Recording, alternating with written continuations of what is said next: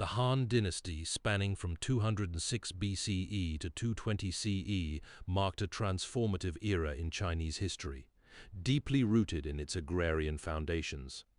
Agriculture was not merely an economic pillar, but the lifeblood of society, shaping everything from governance to daily existence. Central to this was the widespread adoption of iron tools, a legacy of the preceding Warring States period and Qin dynasty which revolutionized farming practices.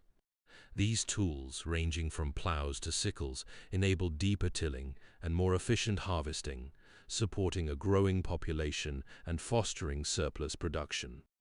The Han state actively promoted these advancements, recognizing that agricultural productivity was key to maintaining imperial stability and expanding territorial control. Yet, the Han's agrarian success was shaped by the distinct environmental and cultural landscapes of northern and southern China. In the north, where arid plains and temperate climates dominated, farmers cultivated hardy grains like millet, wheat, and soybeans. These crops thrived in the region's well-drained soils, and farming techniques adapted to the challenges of seasonal droughts. In contrast, the south, with its fertile river valleys and monsoon rains, became the heartland of rice cultivation. Here, farmers engineered intricate irrigation systems to harness the Yangtze and Yellow River basins, ensuring consistent water supply for their staple crop.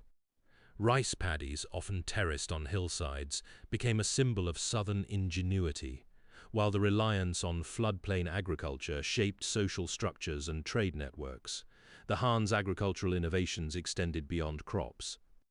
Techniques such as ridge farming, where soil was shaped into raised beds to improve drainage and warmth, became widespread in the north, while the south refined methods to combat waterlogging.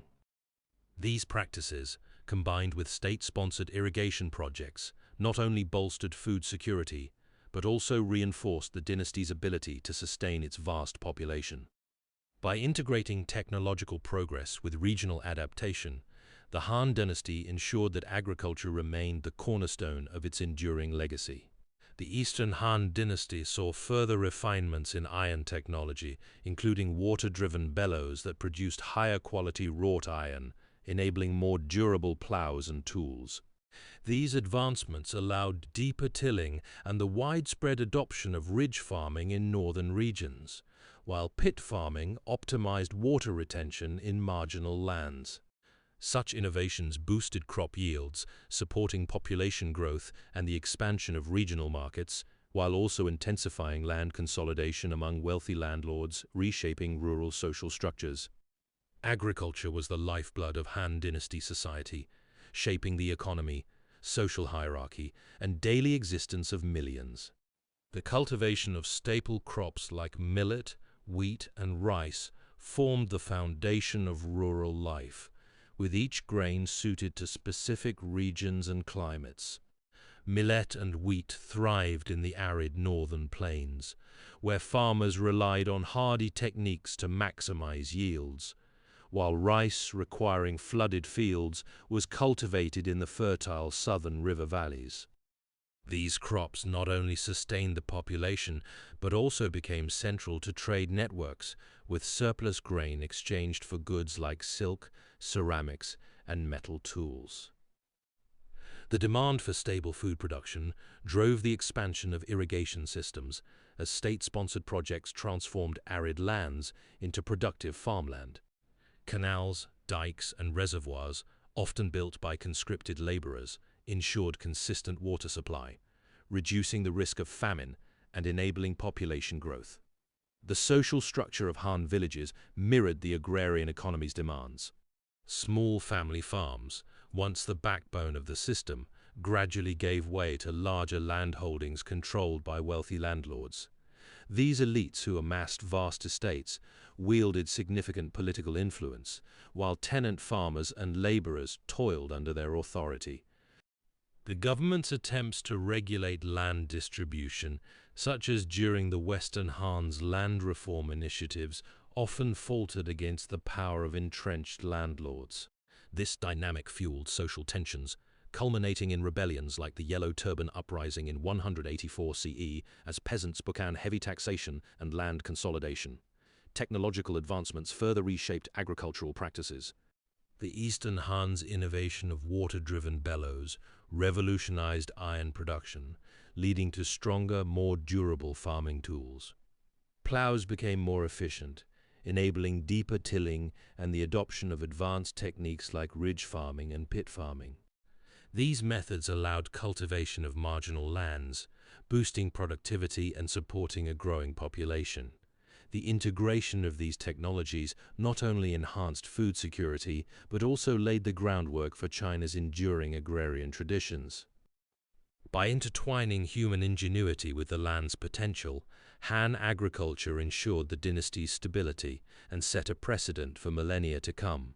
The Han government's investment in irrigation infrastructure, such as canals and reservoirs, further stabilized agricultural output by mitigating droughts and floods. These systems, often labor-intensive projects mobilizing thousands of workers, ensured consistent water supply for rice paddies and wheat fields. Concurrently, the adoption of crop rotation and organic fertilization techniques enriched soil fertility, sustaining long-term productivity. Such advancements not only fed growing urban populations, but also reinforced the state's economic control, as surplus grain became a critical resource for taxation and military sustenance. The discovery of granaries at sites such as Sanyangzhuang provides critical insight into Han Dynasty agricultural management. The book Key Areas in Chinese Economic History by Qi Chapting. Archaeological evidence from the Central Plains region indicates that granaries were strategically located near agricultural centers, facilitating the collection and preservation of harvests. The scale of these storage facilities suggests a well-organized system for surplus management, reflecting the Han state's emphasis on stabilizing food supplies. Surplus grain storage was essential for sustaining large populations and supporting military campaigns, as well as mitigating the risks of crop failure. Granaries likely served as both state and local administrative hubs, enabling the redistribution of food during famines or seasonal shortages. The presence of such infrastructure underscores the Han dynasty's ability to integrate agricultural production with centralized governance, ensuring economic resilience. Additionally, the design of granaries, often featuring elevated platforms to prevent moisture damage and pests, demonstrates advanced engineering for food preservation. These structures were not merely repositories, but integral to the broader economic and social framework of Han society. By safeguarding harvests, granaries helped maintain stability, allowing the state to focus on expansion and cultural development. The archaeological record thus reveals a sophisticated interplay between agricultural innovation and administrative control, foundational to the Han dynasty's enduring legacy. The granary's strategic placement near agricultural centers also reflects the Han state's integration of infrastructure with regional economies. Excavations at sites like Sanyangzhuang reveal that granaries were often linked to irrigation systems and transport networks, enabling efficient surplus redistribution. The scale of storage facilities, some capable of holding thousands of shi of grain, suggests state oversight in managing food reserves for both civilian sustenance and military logistics. Archaeological findings, such as the 3D modeled hand plows from Shanxi, highlight technological advancements that increased crop yields, further emphasizing the need for robust storage solutions. These granaries thus served as nodes in a broader system of resource management, ensuring stability during famines and supporting the Han's expansive military campaigns and public works projects. Their existence underscores the dynasty's ability to balance local agricultural productivity with centralized control, a hallmark of its administrative sophistication. The Han dynasty saw significant advancements in agricultural techniques, driven by innovations in tools, irrigation, and farming methods. Iron tools, particularly during the Eastern Han period, became more sophisticated, enabling deeper plowing and efficient crop management. Government-run iron foundries produced high-quality implements like sickles, hoes, and plows, which were distributed to farmers. These tools, combined with techniques such as ridge farming, Daitian, and pit farming, Zhong, transformed productivity. Ridge farming involved creating furrows with dirt piled alongside, allowing seeds to be planted in moisture-retaining trenches while protecting plants from wind. Pit farming, meanwhile, utilized small dugout plots to grow crops in well-irrigated, fertilized soil, making marginal land viable. These methods reduced seed waste and improved yields, especially in northern regions where water was scarce. Irrigation systems expanded dramatically, with large-scale projects funded by the state and smaller ones managed by local authorities or private investors. These included dams, water wheels, and siphons, enabling water to be lifted to higher fields. By the Han era, nearly every household had a well with a water-drawing system and a storage tank connected to irrigation ditches. Such infrastructure supported the cultivation of rice, wheat, millet, and other crops, meeting the demands of a growing population. The integration of dry farming techniques with wet rice cultivation further diversified agricultural output. The Han Dynasty's emphasis on agricultural innovation helped balance food supply with population growth, preventing crises that might have arisen from overpopulation. These advancements laid the groundwork for China's agrarian economy, influencing practices for millennia. While challenges like land consolidation and taxation persisted, the technological and organizational strides of the Han era ensured sustained agricultural productivity, supporting both rural and urban centers. The legacy of these innovations remains evident in modern Chinese farming practices, underscoring their enduring impact on food security and economic stability. The Han Dynasty's mastery of rice cultivation in southern China transformed the region into a cornerstone of agricultural productivity. Building on earlier irrigation systems, the Han refined techniques to harness water more efficiently, enabling the expansion of rice paddies into previously marginal lands. Central to this success was the adaptation of natural flooding, once limited to southern river valleys, into a controlled system of canals and reservoirs. These innovations allowed for more consistent water supply, reducing reliance on seasonal rainfall and extending the growing season. The integration of dry farming methods with wet rice cultivation further diversified crop yields, ensuring resilience against droughts while maximizing the output of staple grains. Rice itself became the dietary linchpin of Han society, particularly in the south, where its cultivation supported dense populations and urban centers. The labor-intensive nature of rice farming spurred advancements in tools and infrastructure, including the widespread use of iron plows and sickles, which improved efficiency. By the Eastern Han, water-driven bellows revolutionized metalworking, producing higher-quality implements that facilitated deeper plowing and more precise sowing. Techniques like Daitian, ridge farming, and Zhong, pit farming, exemplified this ingenuity. The former involved creating raised beds to optimize water drainage and soil aeration, while the latter utilized small pits to concentrate nutrients and moisture, dramatically boosting yields on compact plots. The economic impact of rice surpluses was profound. Surplus grain-fed growing cities, funded state projects, and enabled trade networks that connected China to Central Asia and beyond. Meanwhile, the government's investment in irrigation infrastructure, both public works and private initiatives, reflected the strategic importance of rice as a political and economic resource. Yet, this prosperity also sowed seeds of tension, as land consolidation by wealthy landlords increasingly burdened peasants, foreshadowing the social upheavals that would eventually unravel the Han's stability. Through these innovations, the Han Dynasty not only secured its own survival, but laid the groundwork for China's enduring agrarian legacy. The state-owned iron foundries distributed high-quality tools to farmers, ensuring widespread adoption of advanced techniques.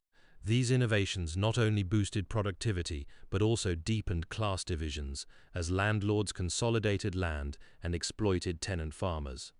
Meanwhile, irrigation systems enabled surplus rice to fuel trade networks, connecting rural villages to urban markets and reinforcing the dynasty's economic stability. Two new farming techniques and one new wet rice farming method contributed to much higher productivity for Han farmers. These granaries were often state-controlled or closely regulated, ensuring that surplus harvests from fertile regions could be stored for times of scarcity. Farmers were required to contribute a portion of their yield to these stores, a practice that balanced communal needs with individual livelihoods. During periods of drought or poor harvests, granaries acted as lifelines, distributing stored grain to villages and preventing widespread famine. The state's ability to regulate such reserves reinforced its authority over rural populations while also mitigating social unrest. Granaries were not merely storage sites, they were integral to the Han's economic stability, enabling the support of urban centers and military campaigns through reliable food supplies. The integration of granary systems with agricultural innovations like rice cultivation and iron tools highlighted the dynasty's focus on long-term resource management. However, the reliance on these reserves also exposed vulnerabilities, as mismanagement or corruption could disrupt food security. Despite these challenges, granaries remained a cornerstone of Han governance, reflecting the empire's commitment to sustaining its vast population through strategic planning and state intervention. The Han dynasty's granary system was intricately linked to its agricultural innovations, such as ridge farming and advanced irrigation. Local authorities coordinated the collection and distribution of surplus grain, often leveraging state-owned iron tools and water control projects to maximize yields. Granaries were strategically located near irrigation hubs, ensuring stored grain could be swiftly redistributed to regions affected by drought or poor harvests. This integration of storage with agricultural infrastructure allowed the state to buffer against environmental uncertainties while reinforcing centralized control. However, the system's effectiveness depended on meticulous record-keeping and the loyalty of local officials who balanced state demands with the needs of peasant communities. Such practices not only sustained population growth, but also laid the groundwork for long-term food security, reflecting the dynasty's dual focus on technological advancement and administrative precision. Granaries also functioned as strategic reserves, supplying grain to garrisons and urban centers to sustain military campaigns and growing populations. This dual role reinforced state control over resources, ensuring economic stability and mitigating famine risks. The integration of granaries with irrigation networks allowed for rapid redistribution, while surplus storage supported long-term planning, aligning with the Han's emphasis on systemic resilience. Han irrigation projects utilized engineering technology for dam building, complex networks of troughs and trenches, and mechanical devices for water management. The fields, often tilled with iron plows forged in government-run foundries, required early attention. Two new farming techniques, including dry farming and wet rice farming methods, contributed to higher productivity. The iron tools, though fragile in the Western Han period, enabled deeper plowing and more precise work, reducing reliance on manual labor. Midday brought the heat, but the work continued. Farmers rotated between tasks, repairing irrigation channels, harvesting crops, or tending to livestock, while women and children managed household duties. Women might grind grain into flour or prepare meals, while children gathered firewood or assisted with weeding. The integration of domestic and agricultural labor was essential, ensuring that even during the busiest seasons, the household remained functional. Seasonal variations shaped the pace of work.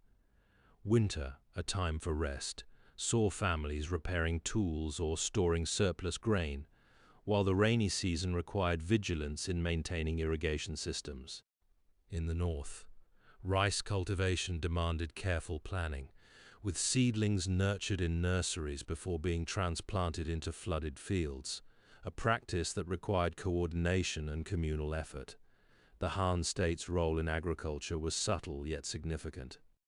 While private ownership of land was common, the government regulated tool distribution and taxation, ensuring that technological advancements like iron plows and irrigation systems benefited the broader population.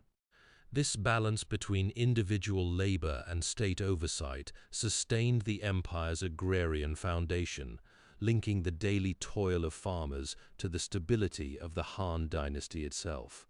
The Eastern Han dynasty saw advancements in iron technology, including water-driven bellows that produced higher quality tools. These durable plows and sickles enabled deeper tilling and more efficient harvesting, reducing manual labor. Government-run foundries distributed these implements, ensuring even small farms could adopt innovative methods. This shift allowed households to diversify crops, while children's tasks expanded to include tending irrigation channels, reinforcing communal labor patterns essential for sustaining the village's agricultural output. Villages were typically organized around central water sources, such as irrigation ditches or wells, which were critical for sustaining crops.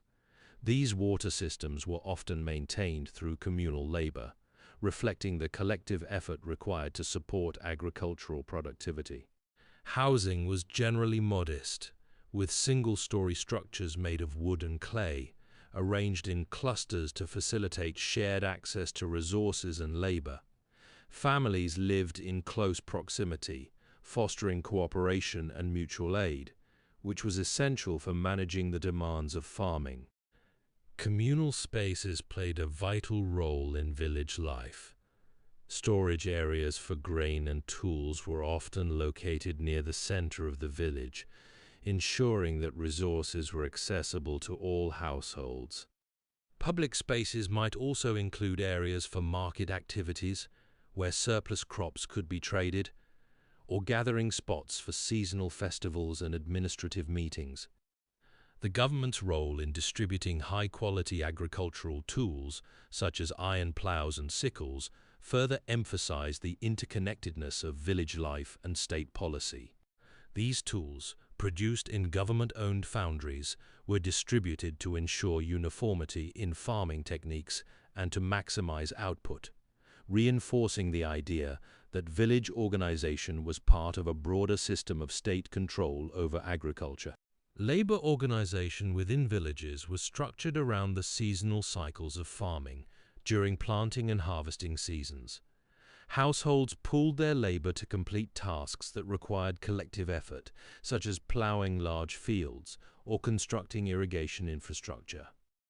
This cooperative approach was not only practical, but also reinforced social bonds. The use of advanced techniques like ridge farming, daitian, and pit farming, ocheng, required specialized knowledge, which was often passed down through generations or shared among neighbors. Women and children also played significant roles, particularly in tasks like weeding, harvesting, and processing crops, highlighting the division of labor that sustained the village economy. The layout of villages also reflected the importance of defense and stability. While not explicitly detailed in the sources, the mention of government efforts to suppress rebellions and maintain order suggests that villages may have been strategically positioned near roads or administrative centers, balancing agricultural needs with security concerns. The integration of agricultural innovation, such as water-driven bellows for iron smelting, into village life underscores how technological advancements were embedded in daily routines, shaping both the physical and social fabric of Han farming communities. This interplay between technology, labor, and communal organization ensured that Han villages remained resilient and productive, supporting the empire's economic and demographic growth. The material culture of Han Dynasty households reveals a profound interplay between technological innovation and daily survival. Pottery, in particular, was ubiquitous, serving as both functional and symbolic elements of domestic life. Storage vessels, often crafted from durable clay, were essential for preserving grains and vegetables, while cooking pots, typically round-bottomed and equipped with handles, facilitated the preparation of stews, porridges, and fermented foods. The presence of tripod stands suggests the use of open-fire cooking, though later evidence hints at the gradual adoption of more controlled hearths. These vessels were not merely utilitarian, their forms and decorations reflected regional identities and social status, with painted motifs of dragons or geometric patterns indicating wealth or communal affiliations. Agricultural tools, meanwhile, exemplified the Han's mastery of metallurgy and engineering. Iron plows, reinforced with wooden frames, became standard for breaking heavy clay soils, a shift from earlier bronze tools that had limited efficacy. The moldboard plow, with its curved blade, revolutionized tilling by allowing deeper furrows, enhancing soil aeration and water retention. Such advancements were closely tied to state policies that promoted small-holding economies, though later shifts toward manorial estates may have necessitated even more specialized implements. Hoes and sickles, often made of iron or bronze, were indispensable for weeding and harvesting, while wooden lay plowshares and wooden rakes underscored the enduring role of organic materials in tool-making. The production of these artifacts was itself a testament to Han technological ingenuity. Water-driven bellows, mentioned in earlier accounts, enabled the smelting of iron, making tools more durable and efficient. This integration of hydraulic power into metallurgy highlights how agricultural innovation was not isolated, but embedded in broader societal systems. Pottery and tools thus became tangible markers of a society balancing tradition with progress, where material culture was both a product of and a catalyst for economic and social transformation. The interplay between these artifacts and economic systems revealed how surplus grain storage in ceramic jars facilitated trade, while standardized tools enabled larger-scale production. This material efficiency supported both household autonomy and state taxation, embedding Han material culture within a network of economic interdependence. The diversity of pottery forms, storage jars, cooking pots, and serving bowls reflected both functional needs and social stratification. Standardized tools, such as bronze axes and iron hoes, facilitated larger-scale production, while ceramic vessels enabled efficient grain storage and trade. These artifacts underscored the Han dynasty's balance between localized subsistence and emerging market networks, embedding material culture within broader economic and social frameworks. While men were primarily responsible for fieldwork, women managed the intricate tasks of food preparation, textile production, and household maintenance. These activities were vital to sustaining the family unit, as they ensured the availability of nourishment and the durability of tools and clothing. Grinding grains into flour, preserving surplus harvests, and weaving cloth from flax or silk were daily responsibilities that required both skill and endurance. Textile production in particular was a cornerstone of women's labor. Spinning and weaving not only provided essential materials for clothing, but also generated surplus goods that could be traded or bartered within local markets. This practice reinforced the economic interdependence of households, as the quality and quantity of textiles often determined a family's standing in the community. Meanwhile, food processing, such as fermenting vegetables, drying fish, or brewing rice wine, required meticulous attention and was crucial for preserving resources through seasons of scarcity. Domestic labor also extended to the care of children, the maintenance of tools, and the management of livestock, all of which contributed to the household's self-sufficiency. While men's labor in the fields was visible and often celebrated, women's work remained largely unseen yet indispensable. Their contributions were woven into the fabric of daily life, ensuring the stability of the household and the broader agrarian economy.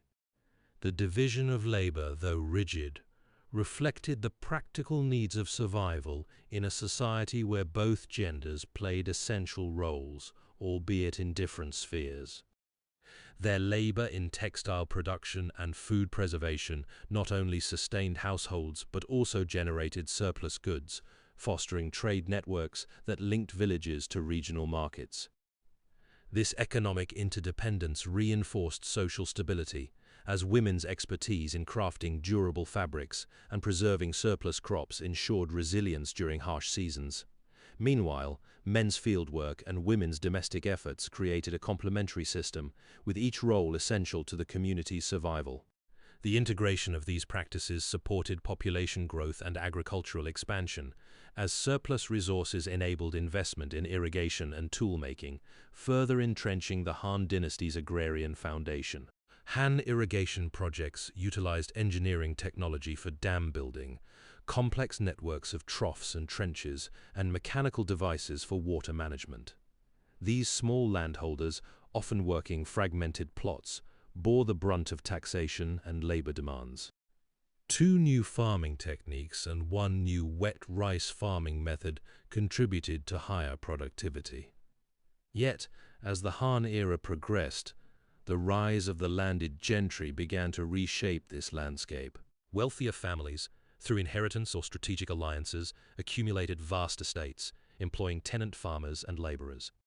This shift, though initially resisted by the state's policies favoring small holdings, eventually entrenched a dual economy where gentry-controlled manors dominated production, while peasants became dependent on their landlords for land and credit. Local officials, appointed by the central government, occupied a precarious middle ground. They oversaw tax collection, resolved disputes, and enforced labor conscription, often balancing the demands of the state with the needs of their communities. Their authority was both a tool of control and a means of extracting surplus from peasants, fueling the state's coffers. Meanwhile, the gentry's growing influence extended beyond economics. They became intermediaries between the state and rural populations, leveraging their resources to shape local governance. This stratification created a rigid social order, where peasants' mobility was constrained by landlessness, gentry wealth dictated regional power, and officials navigated the tensions between imperial mandates and local interests. The interplay of these groups defined the Han village's daily rhythms, from the labor of the fields to the administrative burdens imposed by the state, embedding hierarchy into the very fabric of agrarian life. The shift toward market-oriented production under gentry control also spurred technological innovation, such as the widespread adoption of the moldboard plow, which deepened soil cultivation and boosted yields.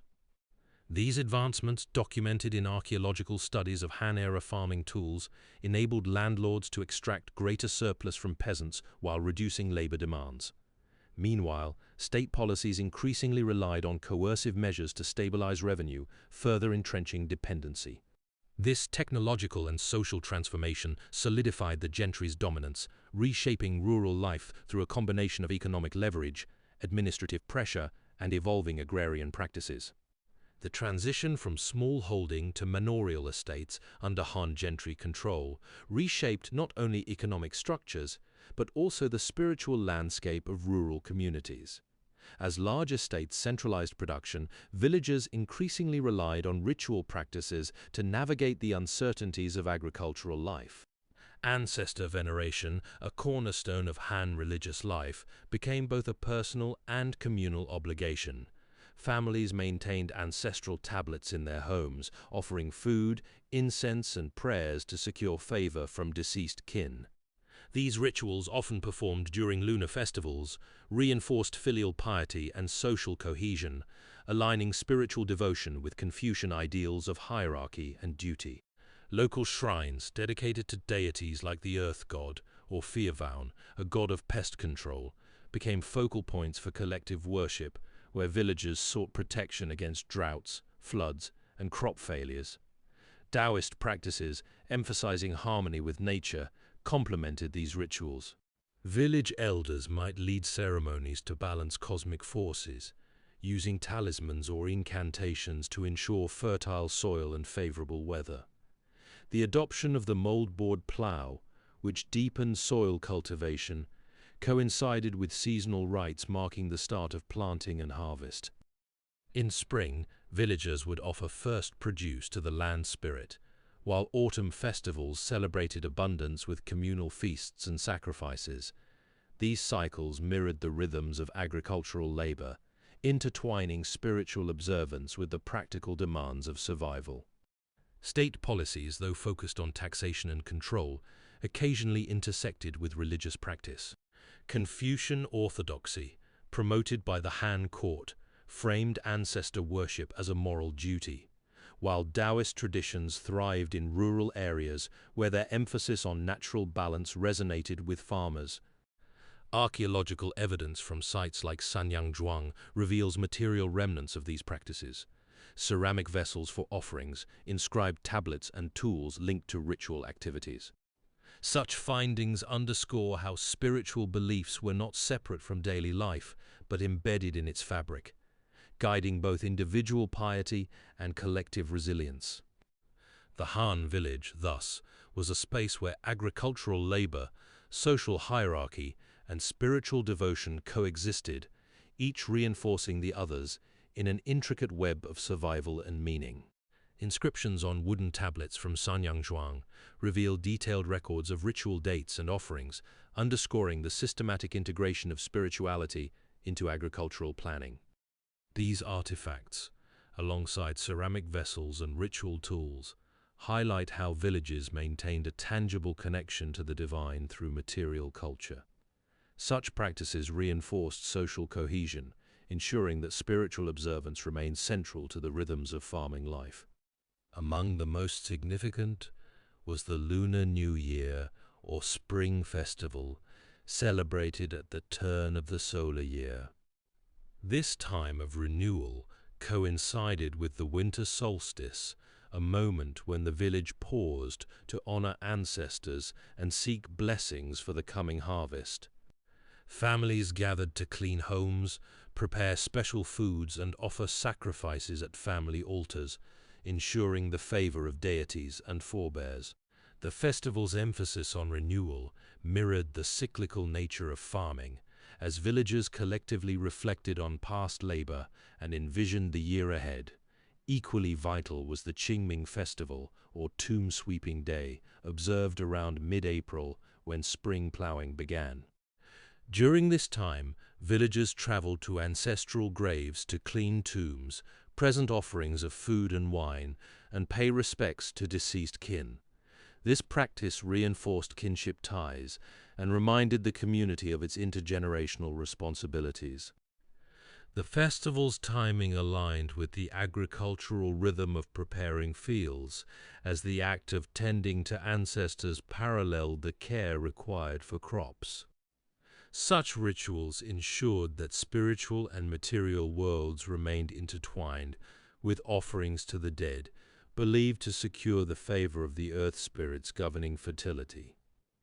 Buddhist celebrations, though later in influence, also found a place in village life.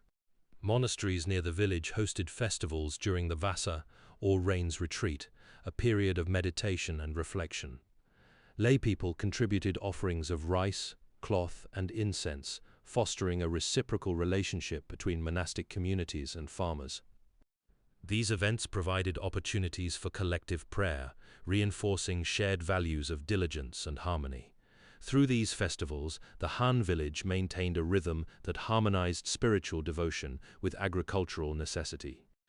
Rituals were not mere traditions, but practical frameworks for sustaining both human and natural worlds, ensuring that the community's survival depended on collective effort and reverence for the cycles that governed their lives. These festivals also marked the transition between agricultural cycles, ensuring the community remained aligned with the rhythms of planting, harvesting, and rest, thus maintaining balance between labor and renewal.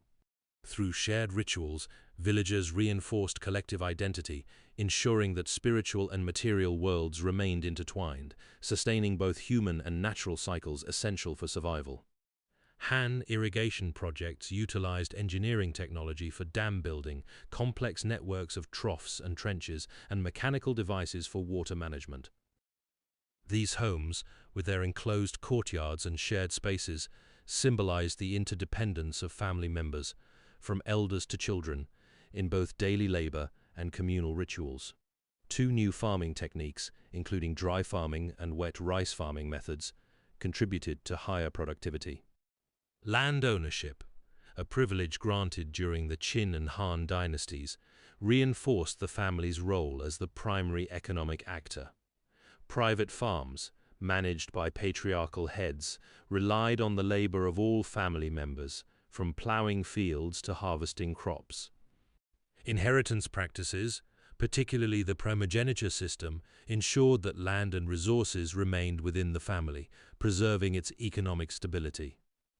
However, this system also created tensions, as younger siblings might seek alternative means to secure their share, sometimes leading to disputes over property.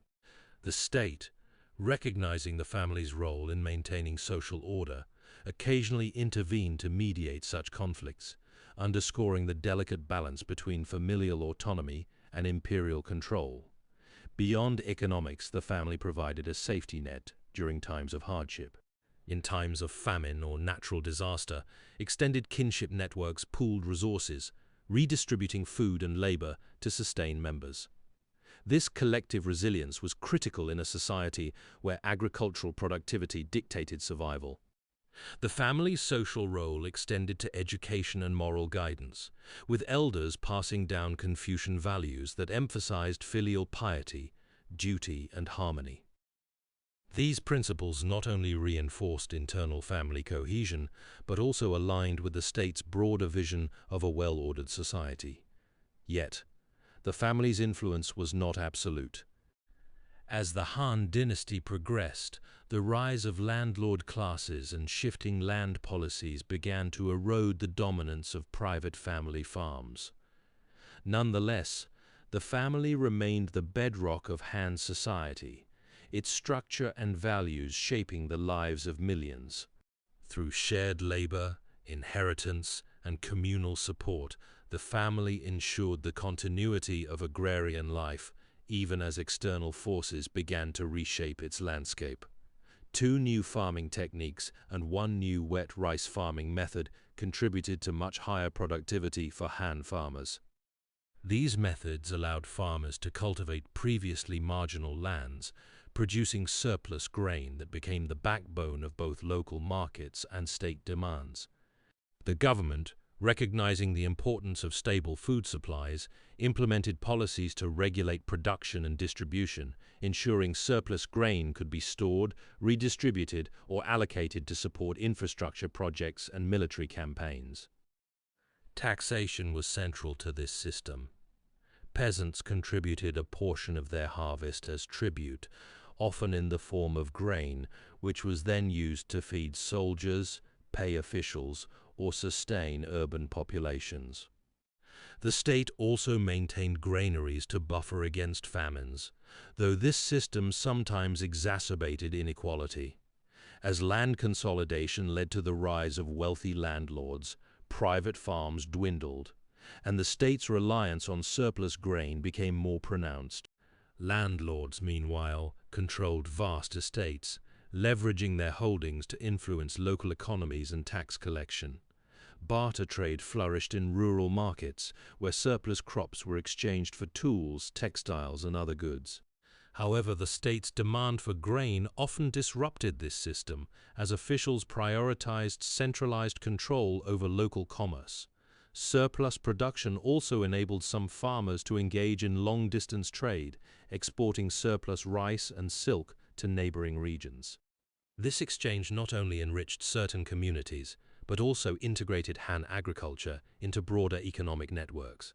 The interplay between technological progress, taxation, and trade defined the Han economy's resilience. Yet, the concentration of land and resources among elites sowed seeds of unrest, as overtaxed peasants increasingly challenged the system. These tensions, rooted in economic disparities, would eventually contribute to the dynasty's decline. The Han state's granaries, stocked with surplus grain from efficient farming, became tools for both Zhensdai, famine relief, and political control, ensuring loyalty through distribution while extracting taxes from peasants.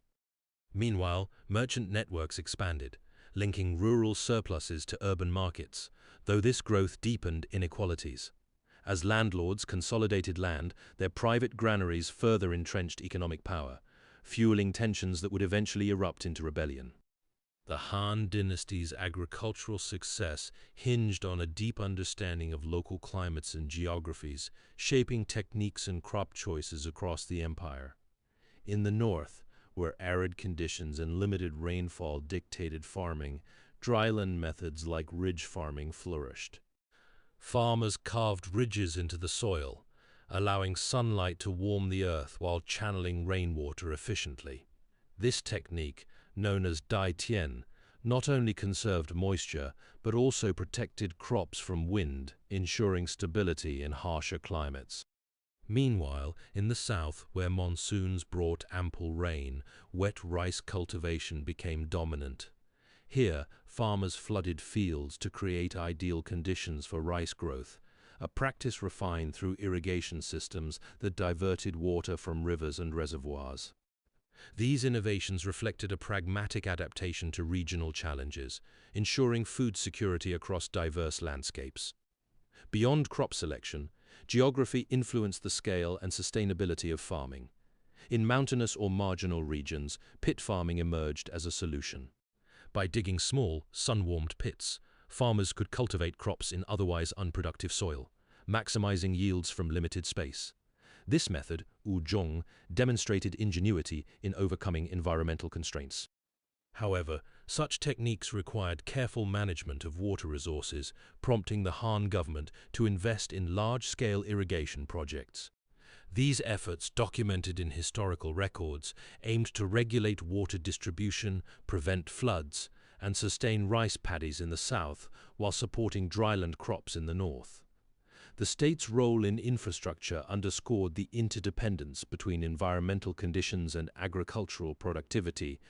Yet, these advancements also sowed seeds of economic disparity. As irrigation systems expanded, wealthier landowners secured access to water and fertile land, consolidating power over smaller farmers. The shift towards specialized crop zones, such as rice in the south and wheat in the north, created regional dependencies, deepening inequalities. While technological progress bolstered food production, it also entrenched social hierarchies, linking agricultural practices to the broader tensions that would later fuel unrest. Thus, the Han Dynasty's agricultural strategies were both a triumph of adaptation and a catalyst for the complex interplay between environment, economy, and society. The region's varied topography shaped crop diversity, with millet and wheat dominating northern plains, while rice thrived in southern river valleys.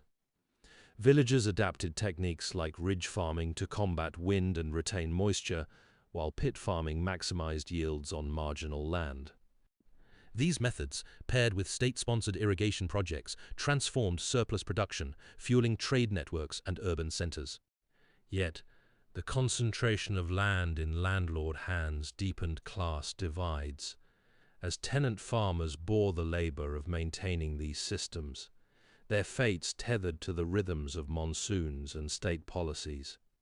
The Han Dynasty witnessed transformative advancements in agricultural technology, fundamentally reshaping farming practices and boosting productivity. Central to this evolution was the widespread adoption of iron tools, which replaced earlier stone and wooden implements. By the Western Han period, iron plows, sickles, and hoes became standard, enabling deeper tilling and more efficient harvesting. These tools, though initially cast iron and somewhat fragile, laid the groundwork for later innovations.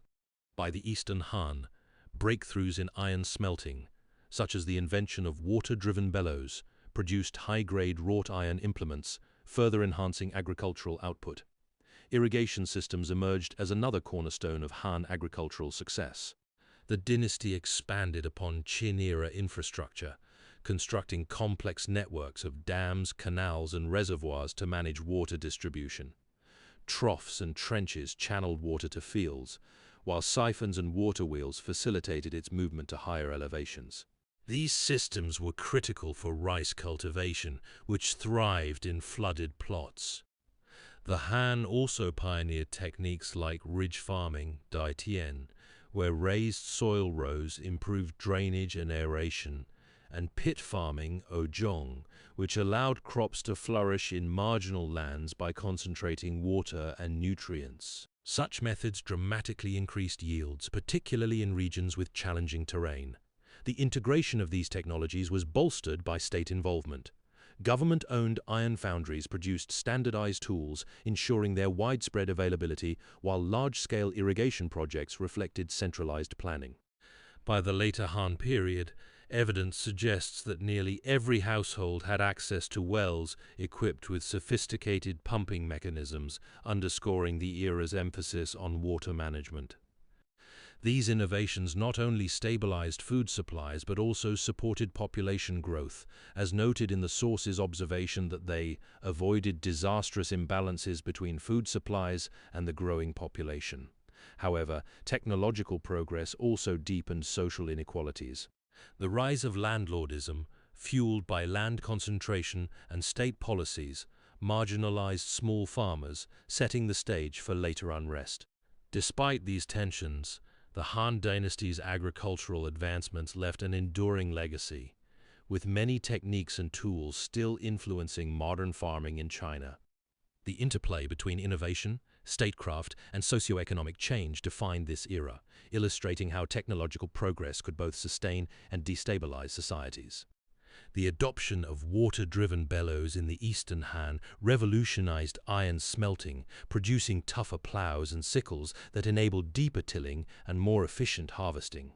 These advancements, paired with state-distributed tools, allowed villages to generate surplus crops, fostering trade and specialization. Yet, as land consolidation intensified, the gap between wealthy landlords and tenant farmers widened, reshaping rural hierarchies and sowing seeds for future unrest. The Han Dynasty's agricultural advancements, particularly the shift toward market-oriented production and surplus generation, underscored the critical role of food storage in rural life. As large estates replaced small holdings, the need to preserve surplus crops became paramount. Granaries, both state-controlled and privately managed, emerged as vital infrastructure to safeguard harvests against seasonal variability and unforeseen disasters. These storage systems ensured that villages could sustain themselves during lean years, mitigating the risk of famine, a persistent threat in an era of unpredictable weather and limited transportation networks. The state's granaries, often located in strategic regions, served as buffers against localized shortages, redistributing grain to underserved areas. Meanwhile, private granaries, particularly among wealthier landlords, reinforced social hierarchies as access to stored food became a marker of economic power. Preservation techniques varied, with grains stored in clay jars, wooden bins, or underground silos to protect against pests and moisture. Drying, salting, and fermenting were also employed to extend shelf life, though these methods were less common for staple grains like millet and wheat. The Han government actively promoted granary construction, incentivizing farmers to invest in storage infrastructure. This policy not only stabilized food supplies, but also allowed for surplus trade, fostering regional economic interdependence. However, the concentration of storage resources in the hands of elites or the state sometimes exacerbated inequality, as poorer farmers struggled to secure adequate reserves. The granary system thus became a double-edged sword. While it provided a safety net against scarcity, its control also reflected the Han's broader struggles to balance centralized authority with local autonomy. As land consolidation intensified, the ability to store and distribute food became a tool of both stability and control, shaping the socio-political landscape of Han rural society. This interplay between technological innovation and institutional policy highlights how food storage was not merely a practical necessity, but a cornerstone of the Han's agrarian economy and governance. Granaries also served as repositories for state grain taxes, reinforcing centralized control. Local officials managed distribution, ensuring loyalty while mitigating local shortages. This system balanced rural stability with imperial authority, embedding food storage in the Han's administrative framework. The interplay between storage, taxation, and governance underscored how granaries became both practical infrastructure and instruments of political power. The Han state's management of agriculture was a delicate balance between fostering productivity and maintaining control over rural populations. Central to this was the corvée labor system, which required peasants to contribute unpaid labor to the state. This service, often in the form of road construction, irrigation projects, or military service, was a direct mechanism for integrating villages into the imperial administrative framework. While corvée labor ensured the state's infrastructure projects were sustained, it also imposed significant burdens on farmers, particularly during years of poor harvests. The state's ability to enforce these obligations relied on its network of local officials who monitored compliance and mediated disputes. Grain collection, another cornerstone of state agricultural management, was both a fiscal and strategic tool.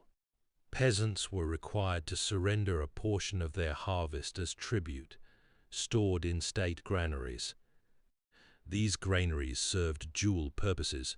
They provided a buffer against local famines and ensured the state's financial stability by supplying grain for military campaigns and urban populations. The Han government's emphasis on grain taxation reflected its understanding of agriculture as the economic bedrock of imperial power.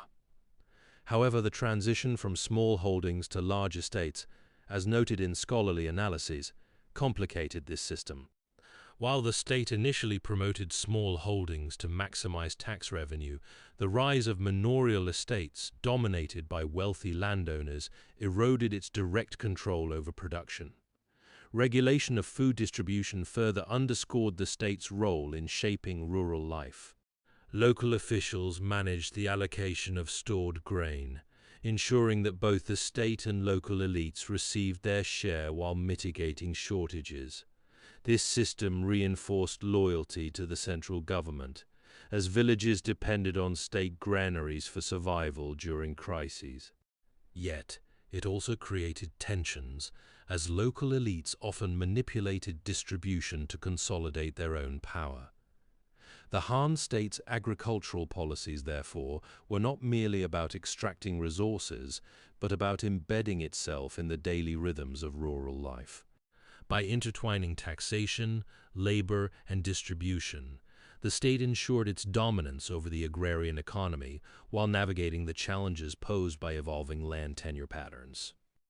This interplay between state authority and local realities defined the Han dynasty's approach to managing the lifeblood of its empire.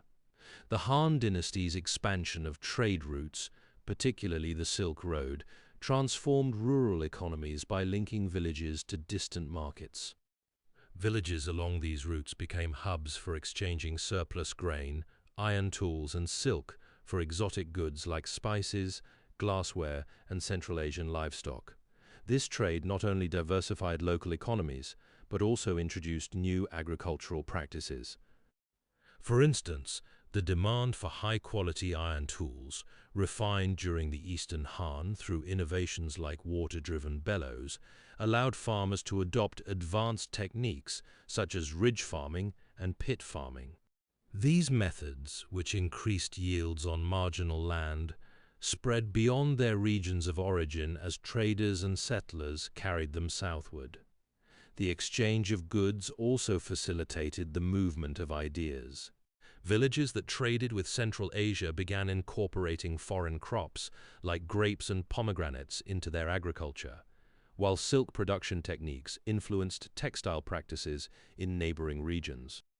Conversely, Han farmers adopted irrigation systems and crop rotation strategies from southern China, enhancing soil fertility and reducing dependency on monsoons. This cross-pollination of knowledge was vital, as it enabled villages to adapt to environmental challenges and population growth. Trade also reshaped social structures. Wealth from surplus crops and handicrafts allowed some families to invest in larger landholdings, blurring the line between independent farmers and landlords. Meanwhile, the influx of foreign merchants created new opportunities for artisans and traders, fostering a more interconnected rural economy. However, this integration came with risks. Over-reliance on trade made some villages vulnerable to disruptions in supply chains, while the concentration of wealth exacerbated inequalities. Ultimately, the Han's trade networks turned isolated farming communities into nodes of cultural and economic exchange. By linking villages to broader markets, they accelerated the spread of agricultural innovations, reshaped local economies, and laid the groundwork for a more integrated agrarian society. This interdependence between trade and agriculture became a defining feature of Han rural life, ensuring that even the most remote villages remained part of a vast, dynamic economic web. The integration of trade routes like the Silk Road further diversified regional economies, enabling the exchange of not just goods but also agricultural knowledge. Villages near key trade hubs saw the introduction of new crops, tools, and irrigation techniques, fostering localized adaptations that boosted productivity. This interconnectivity reinforced the Han dynasty's role as a bridge between East and West, embedding rural communities into a broader network of economic and cultural exchange. The integration of trade and agriculture during the Han dynasty fostered a complex interplay between economic expansion and rural productivity, with animals playing a pivotal role in sustaining this balance. Oxen, in particular, became indispensable for plowing, their strength enabling farmers to cultivate larger plots of land more efficiently. The transition from stone and wooden tools to iron implements, as documented in Han agricultural advancements, reduced the physical strain on laborers, but did not eliminate the need for animal power. Oxen, with their endurance and ability to haul heavy plows, remained central to tilling the soil, especially in regions where the terrain demanded significant effort. This reliance on oxen was not merely practical but also symbolic, reflecting the harmony between human ingenuity and natural resources that defined Han agricultural practices. Horses, meanwhile, served as vital transport animals, facilitating the movement of goods and people across the vast empire. The Han's expansion into northern territories, where colder climates and rugged landscapes posed challenges, underscored the importance of equine labor. Horses were not only used for hauling crops and trade goods, but also for military purposes, reinforcing the dynasty's control over its territories. The development of irrigation systems, which required the coordination of labor and resources, further highlighted the role of horses in transporting water and materials to farmlands. These systems, as described in Han agricultural records, were critical for sustaining crop yields in arid regions, ensuring that the empire's growing population had access to food. Poultry, though less prominent in historical records, was an essential component of rural sustenance. Chickens and ducks provided a steady supply of eggs and meat, supplementing the diet of farm families and contributing to the economic resilience of villages. The Han's emphasis on diversified agriculture, which included both staple crops and livestock, ensured that communities could withstand famines or economic disruptions. The coexistence of these animals, oxen for labor, horses for transport, and poultry for sustenance, illustrated the Han dynasty's pragmatic approach to agriculture, one that balanced technological innovation with traditional practices. This symbiotic relationship between humans and animals not only sustained the empire's agrarian economy, but also reinforced the cultural values of cooperation and resourcefulness that underpinned Han society. As the Han dynasty expanded its agricultural practices, water management became a cornerstone of southern China's prosperity. The region's naturally flooded fields, particularly in the Yangtze River Basin, provided ideal conditions for rice cultivation, a crop central to the Han economy. However, the unpredictability of seasonal flooding and the need for consistent irrigation spurred the development of sophisticated water systems. By the Han period, vast networks of canals, dikes, and reservoirs were constructed to regulate water flow, ensuring fields remained submerged during critical growth stages while preventing destructive floods. These infrastructures transformed previously marginal lands into highly productive rice paddies, fueling population growth and urbanization. Central to this innovation were techniques like Dai Tian, ridge farming, and Ozhong, pit farming. Dai Tian involved creating raised ridges to channel water efficiently, while Ozhong utilized small pits to retain moisture and nutrients, dramatically boosting yields on compact plots. These methods, combined with the strategic placement of dikes to control river currents, allowed farmers to cultivate rice, even in areas with limited natural water access. The Han government further supported these advancements by establishing iron foundries that produced durable plows and tools, enabling deeper tilling and more precise land preparation. By the Western Han, water management had become so integral that nearly every household maintained a well connected to an irrigation network. This system not only sustained rice production, but also supported other crops, fostering a diversified agricultural economy. The Han's mastery of water control exemplified their ability to harmonize human ingenuity with natural resources, laying the foundation for China's enduring agrarian society. By the Eastern Han, water-driven bellows revolutionized iron production, enabling the creation of durable plows and tools that further enhanced tilling efficiency. These innovations allowed irrigation systems to expand beyond southern rice fields, reaching northern regions where dry farming techniques were adapted. Water wheels and siphons, widely adopted by 100 CE, lifted water from lowlands to higher fields, reducing labor and increasing arable land. Such advancements ensured consistent water supply, even in droughts, stabilizing food production and supporting the empire's growing population. By integrating wells with irrigation networks, Han farmers optimized water distribution, ensuring resilience during droughts and fostering long-term agricultural stability across diverse terrains. Government iron foundries supplied high-quality tools, enabling complex systems that transformed marginal lands into productive farms, while localized management allowed flexible adaptation to regional needs. The Han dynasty's agricultural advancements laid the groundwork for a thriving trade network, as surplus production of staple crops and specialized goods became essential to regional and interregional exchange. Salt, a critical commodity for preservation and daily consumption, was among the most sought-after items. Produced primarily in coastal regions like Shandong and Jiangsu, salt was transported via river systems and overland routes to inland markets, where it was traded for grain, silk, and other goods. This trade was not only economic, but also strategic, as salt's scarcity in certain regions made it a valuable medium for barter and taxation. Silk, another cornerstone of Han commerce, emerged from the empire's mastery of sericulture. The domestication of silkworms and the refinement of weaving techniques during the Warring States period enabled the Han to produce high-quality silk textiles, which became highly prized in both domestic markets and foreign trade. The Silk Road, which gained prominence during the Han, facilitated the export of silk to Central Asia, the Middle East, and even Rome.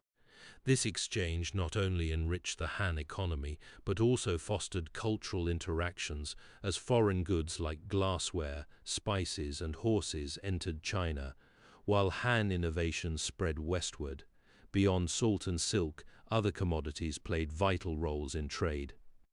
Iron tools refined through Han metallurgical advances were exported to neighboring regions, bolstering agricultural and military capabilities abroad. Grain, a staple of the Han diet, was also a key trade item, with surplus harvests from fertile plains like the Yellow River Basin being redistributed to support urban centers and military campaigns. These goods were often exchanged through a combination of state-sanctioned markets and private networks, reflecting the Han's balance between centralized control and economic flexibility. The integration of these commodities into trade networks underscored the Han's economic sophistication. By leveraging surplus production and strategic resource distribution, the Han dynasty not only sustained its population, but also expanded its influence, linking distant regions through commerce. This system of exchange became a defining feature of Han society, shaping its interactions with both neighboring states and distant civilizations. The Han state's control over iron production and distribution ensured standardized tools, boosting agricultural efficiency and surplus. This surplus fed both local markets and long-distance trade, with surplus grain stored in granaries to stabilize prices. Meanwhile, cash crops like hemp and indigo were exchanged for luxury goods, linking rural villages to broader economic networks while reinforcing the state's role in regulating commerce. The Han dynasty's textile industry was a cornerstone of its economy, deeply intertwined with daily life, social hierarchy, and long-distance trade. Silk, produced through meticulous sericulture, dominated the elite's wardrobe, while hemp, cultivated for its durability, formed the backbone of commoners' clothing. The state's regulation of resources ensured that silk, a symbol of status, was tightly controlled, with imperial workshops producing fine fabrics reserved for the court and nobility. Meanwhile, hemp textiles, woven from the fibrous stalks of the plant, were more accessible, used for everyday garments, ropes, and even paper. This distinction reinforced social stratification, as silk's rarity and cost made it a marker of privilege. Textile production itself was a labor-intensive process. Silk required careful rearing of silkworms, spinning of filaments into thread, and weaving on looms, often performed by specialized artisans. Hemp cultivation, though less demanding, still demanded significant effort, with fibers processed into cloth through retting, beating, and weaving. These activities were central to rural households, where women played a vital role in spinning and weaving, while men often managed the fields. The Han state's emphasis on surplus production meant that textiles were not only consumed domestically, but also exported, particularly silk, which became a prized commodity in Central Asia and beyond. Trade networks facilitated the exchange of textiles for luxury goods, linking villages to distant markets.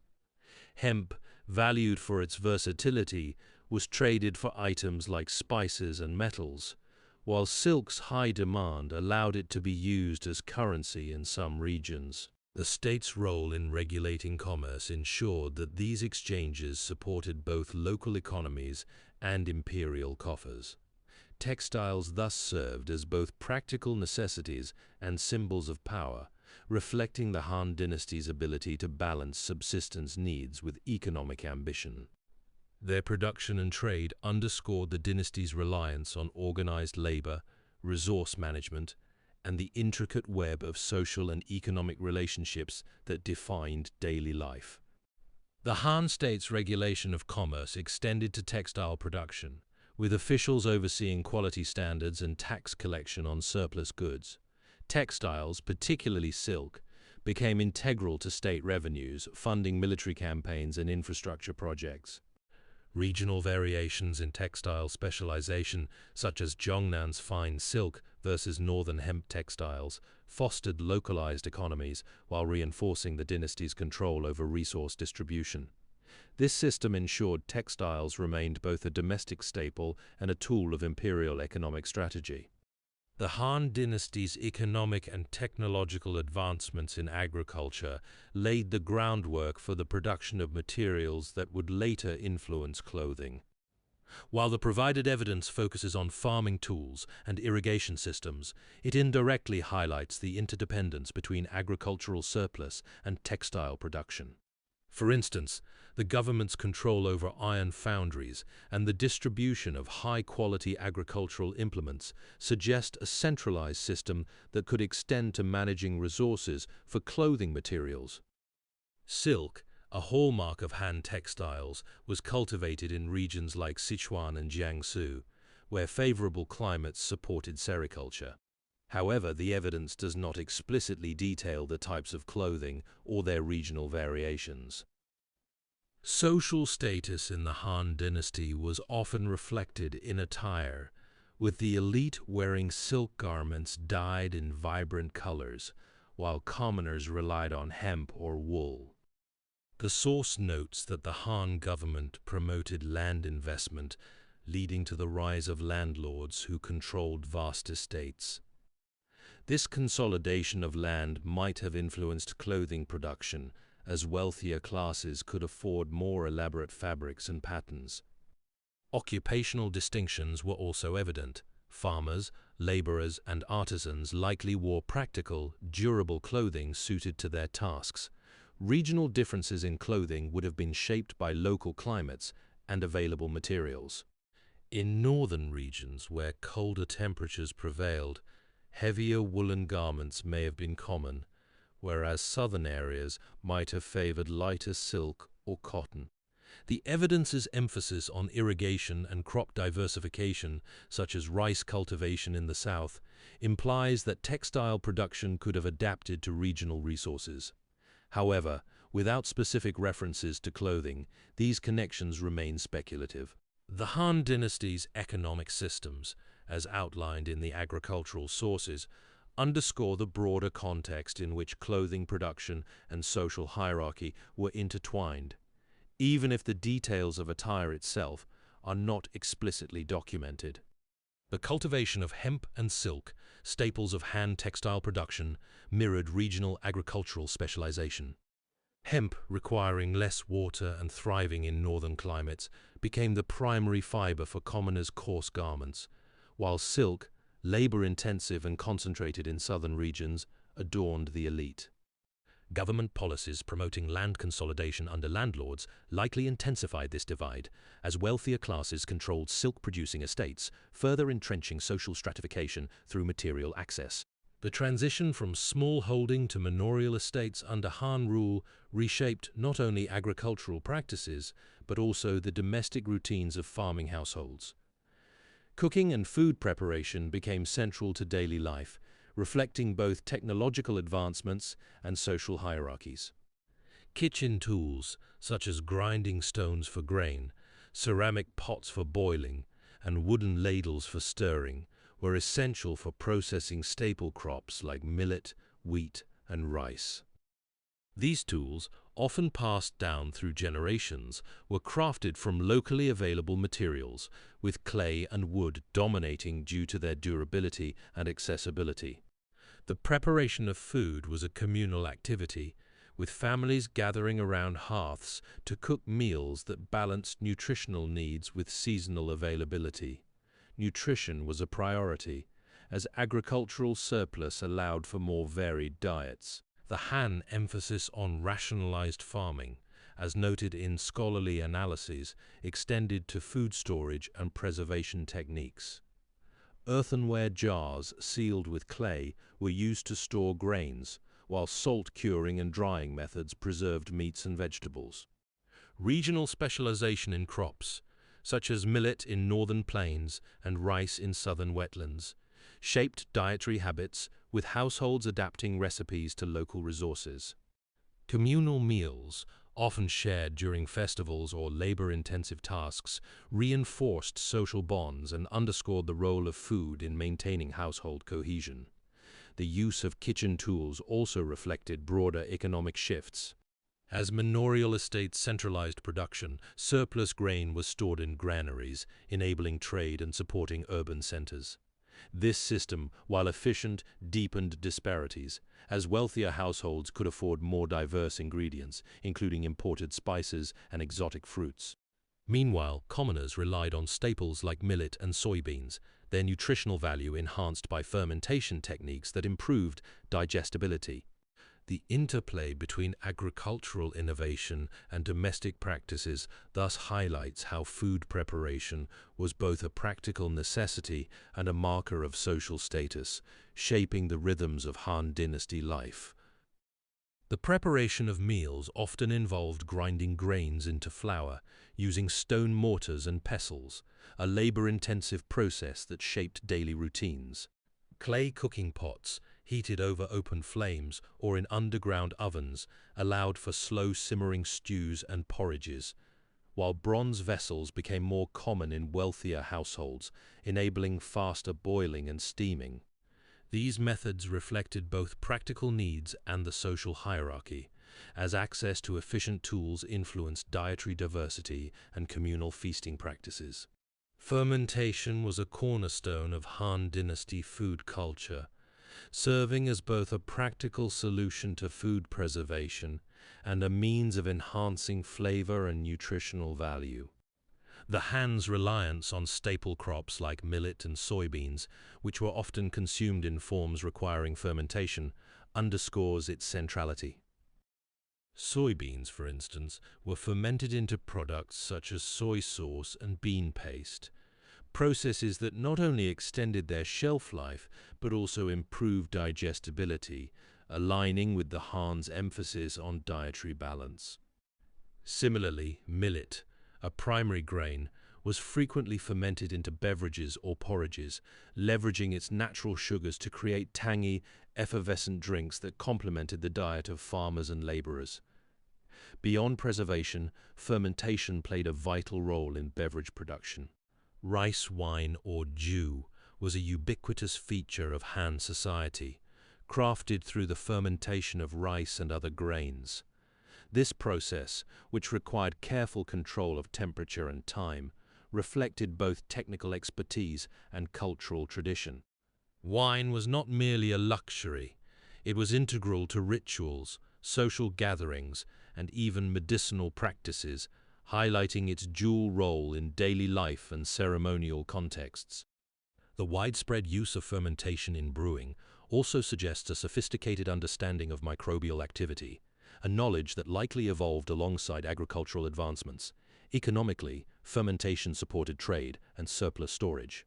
By converting perishable foods into preserved forms, it enabled longer-term food security, which was critical in a society where agricultural cycles dictated survival. The ability to store surplus grain and produce fermented goods for trade would have bolstered regional economies, linking rural producers to urban markets. Culturally, fermentation's ubiquity in both elite and common diets may have reinforced social cohesion as shared culinary practices transcended class boundaries.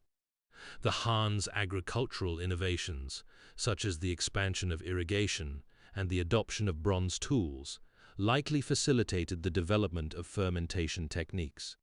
These advancements allowed for greater crop yields and more efficient processing, making fermentation accessible to a broader segment of society. Thus, fermentation was not merely a domestic art, but a reflection of the Han's broader agricultural and social transformations, embedding itself deeply into the fabric of daily life and cultural identity. The role of spices and seasonings in Han Dynasty cooking reflects a blend of practicality and cultural tradition. While direct evidence about specific spices is sparse in historical records, the Han period's culinary practices were shaped by the availability of local ingredients and the influence of trade routes. Spices such as ginger, garlic, and pepper, though not native to China, began to appear in the region through interactions with Central Asia and the Indian subcontinent. These ingredients were valued not only for their flavor, but also for their medicinal properties, aligning with the Han emphasis on balancing health and nutrition. Seasoning in Han cuisine often relied on fermented products like soy sauce and vinegar, which complemented the natural flavors of staple foods such as rice, millet, and wheat. The use of aromatic herbs, including star anise and Sichuan pepper, suggests a preference for bold, pungent tastes that could enhance the umami of fermented or preserved dishes. Cooking methods, such as steaming and stir-frying, allowed for the incorporation of spices without overpowering the dish, preserving the integrity of the ingredients. Social and economic factors also influenced spice use. Wealthier households might have access to exotic seasonings, while rural farmers relied on locally available herbs and roots. The Han Dynasty's expansion into northern territories brought new ingredients, such as lamb and dairy products, which were often paired with warming spices to counteract the cold climate.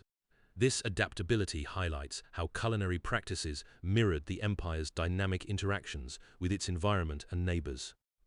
Though the Han period's written records focus more on politics and philosophy, the enduring legacy of its culinary traditions, marked by a balance of flavor, preservation, and cultural exchange, remains evident in modern Chinese cuisine. The interplay of spices and seasonings during this era laid the groundwork for the rich, layered flavors that define Chinese cooking today.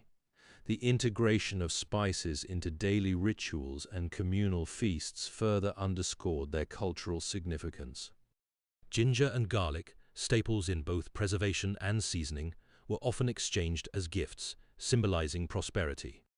During festivals, fragrant blends of cinnamon and cloves infused air with warmth, while fermented soy sauces, enhanced with pepper, became staples of shared meals, bridging social divides through shared flavors. Banquets and communal feasts in Han Dynasty farming villages were more than occasions for feasting. They were vital mechanisms for sustaining social order, reinforcing religious traditions, and facilitating economic exchange. These gatherings, often held during harvest festivals, rites of passage, or seasonal transitions, brought together families, neighbors, and even distant kin to share food, labor, and stories. The act of communal eating symbolized interdependence, a cornerstone of agrarian society where survival depended on collective effort. During these events, surplus grain, preserved meats, and fermented sauces, such as soy-based condiments, were distributed, ensuring that even the poorest households participated in the abundance of the community. This practice not only mitigated inequality, but also fostered a sense of shared responsibility for the village's prosperity. Religiously, feasts often coincided with rituals honoring ancestors or deities associated with fertility and harvest. Offerings of rice, wine, and livestock were placed at altars, reflecting the Han emphasis on filial piety and cosmic harmony. The preparation and consumption of food during these ceremonies reinforced the belief that the spiritual and material worlds were interconnected. For instance, the use of spices like ginger and garlic, which were believed to ward off evil spirits, underscored the role of food in safeguarding both the body and the soul. Economically, feasts served as informal markets where villagers exchanged goods, labor, and information. The Han state's shift toward market-oriented agriculture, as noted in scholarly accounts, likely intensified these interactions. Villagers might trade surplus crops for tools, textiles, or livestock, while shared meals provided opportunities to negotiate trade agreements or resolve disputes. The communal nature of feasts also allowed for the diffusion of agricultural innovations, as knowledge about new techniques or crop varieties spread through social networks. In this way, banquets and feasts were not merely social gatherings, but essential pillars of Han village life. They wove together the threads of community, spirituality, and economy, ensuring the stability of agrarian society. The exchange of food, whether in the form of shared meals or traded goods, remained a unifying force, reflecting the Han Dynasty's enduring legacy of balancing individual needs with collective well-being. Moreover, feasts often served as venues for resolving disputes, reinforcing social harmony and reinforcing the Han ideal of collective stability. This multifaceted role ensured that communal gatherings remained central to the village's social fabric, intertwining economic exchange, spiritual practice, and governance. The interplay of these elements sustained agrarian order, reflecting the Han dynasty's enduring legacy of balancing individual needs with collective well-being. The Han dynasty, China's second great imperial era, emerged after the Qin dynasty's collapse in 206 BCE, founded by Liu Bang, later known as Gaozu. He established a centralized bureaucracy modeled on the Qin but infused with Confucian ideals, emphasizing virtue, moderation, and filial piety. This balance of authority and ideology allowed the Han to endure for over 4 centuries, longer than any other Chinese empire, despite internal strife and external threats. Early Han rulers, like Gaozu and his successors, faced challenges in consolidating power. Empress Dowager Lu, for instance, wielded significant influence during a dynastic crisis, issuing edicts under her own name to assert authority. Such precedents shaped later governance, particularly during crises when no clear heir existed. The Liu family's dominance was occasionally contested, as seen with Wendy's reign, which saw a shift toward Confucian ideals of humility and statecraft. Wendy's rule is credited with stabilizing the empire, refining administrative practices, and fostering economic growth. The Han's golden age came under Wudi, 141 to 87 BCE, whose military campaigns against the Xiongnu and Central Asia expanded China's influence. However, these efforts strained resources, leading to economic retrenchment later in his reign. Wudi's successors, like Zhaodi and Xuandi, navigated political turmoil, including factional rivalries among imperial families and regents like Huo Guang. Huo's influence persisted even after his death, shaping policies that emphasized practical governance over ideological rigidity. By the late Western Han, the dynasty faced internal decay marked by factional conflicts and reliance on omens to guide decisions. The brief Xin dynasty under Wang Mang, 9 to 25 CE, briefly interrupted Han rule, but the Eastern Han, centered in Luoyang, continued the legacy of centralized governance and Confucian orthodoxy. The Han's decline accelerated in the 2nd century CE, culminating in the fragmentation of the empire into 3 rival kingdoms, the Three Kingdoms period, by 220 CE. Throughout its history, the Han dynasty balanced innovation and tradition, shaping China's cultural and political identity. Its administrative systems, Confucian values, and expansionist policies left a lasting imprint, even as internal divisions and external pressures eventually led to its fall. The Han's legacy endures as a cornerstone of Chinese civilization, reflecting both the resilience and fragility of imperial rule. The Han dynasty's administrative and ideological foundations were deeply intertwined with Confucian principles, which emphasized education as a means to cultivate moral and political virtue. While the dynasty's focus on Confucian orthodoxy primarily shaped the education of officials and elites, its influence permeated broader societal structures.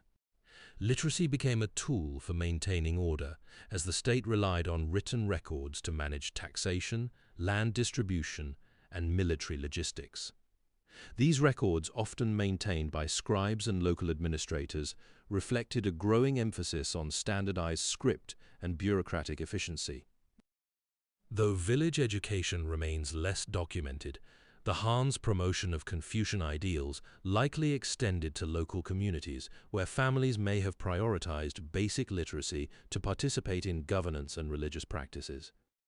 The Confucian canon, including texts like the Analects, was not only studied by scholars, but also recited in households, embedding ethical teachings into daily life.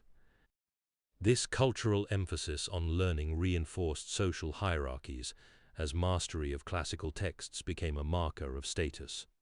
Meanwhile, the state's patronage of Confucian academies and the establishment of the Jinshi examination system created a meritocratic pathway for aspiring officials, ensuring that literacy and moral cultivation were central to political legitimacy. Thus, while formal education in villages may have been limited, the Han Dynasty's ideological framework ensured that written knowledge and Confucian values became integral to both governance and everyday existence. The integration of Confucian education into rural life reinforced social hierarchies and moral codes, ensuring compliance with state mandates. Literacy, though limited, became essential for managing land records, tax obligations, and communal labor, particularly as irrigation systems grew complex. Village elders often served as informal teachers, passing down agricultural knowledge alongside ethical instruction from classical texts. While elite academies trained future officials, the state's distribution of high-quality iron tools during the Eastern Han indirectly supported broader literacy by increasing agricultural surplus, allowing more families to invest in education. This dynamic ensured that even modest literacy enabled villagers to navigate bureaucratic demands, embedding Confucian values into daily practice while sustaining the economic foundations of the empire. As irrigation systems expanded, villagers required literacy to manage water rights and tax records, fostering informal education in communal spaces.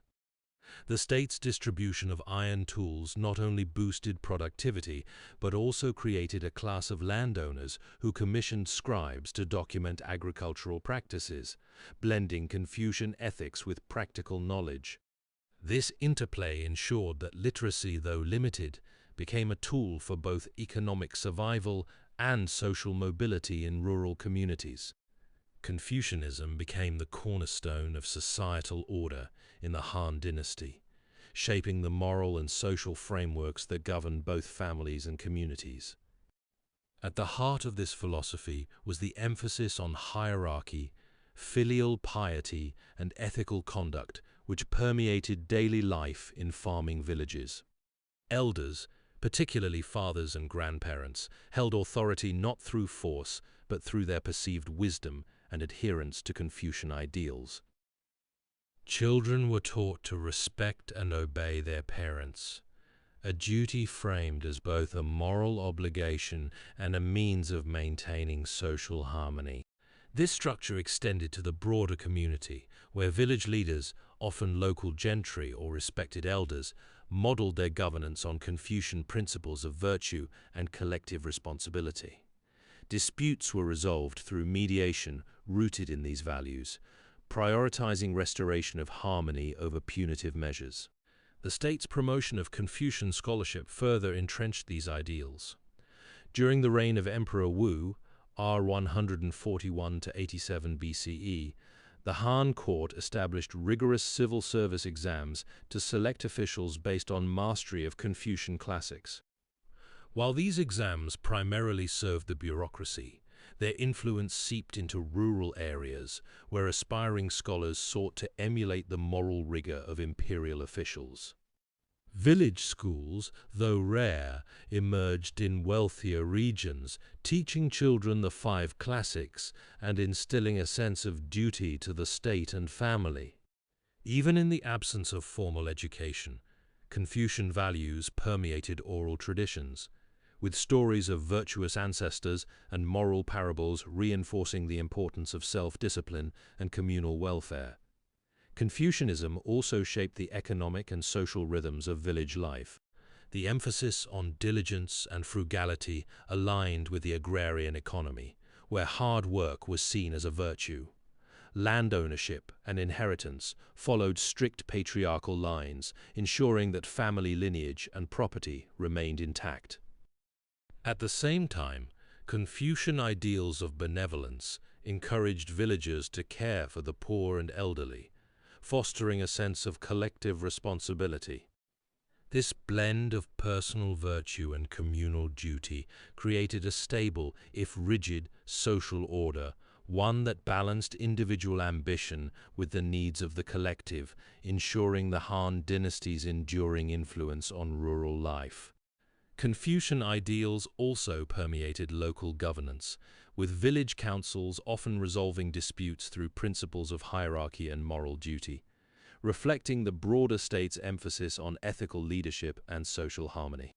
This alignment reinforced communal stability, as families and communities upheld reciprocal obligations, ensuring compliance with both legal codes and ancestral traditions. Such practices solidified Confucian values as foundational to daily life, bridging personal ethics and collective order. The legal systems of Han Dynasty villages were deeply intertwined with Confucian ideals, which emphasized hierarchy, moral order, and the role of local governance in maintaining societal harmony. While the central government established broad legal codes, village-level justice often relied on customary practices and the authority of local leaders, such as magistrates or village elders, who interpreted laws through a Confucian lens. Disputes over land, labor, or family obligations were resolved through mediation, with an emphasis on restoring balance rather than punitive measures.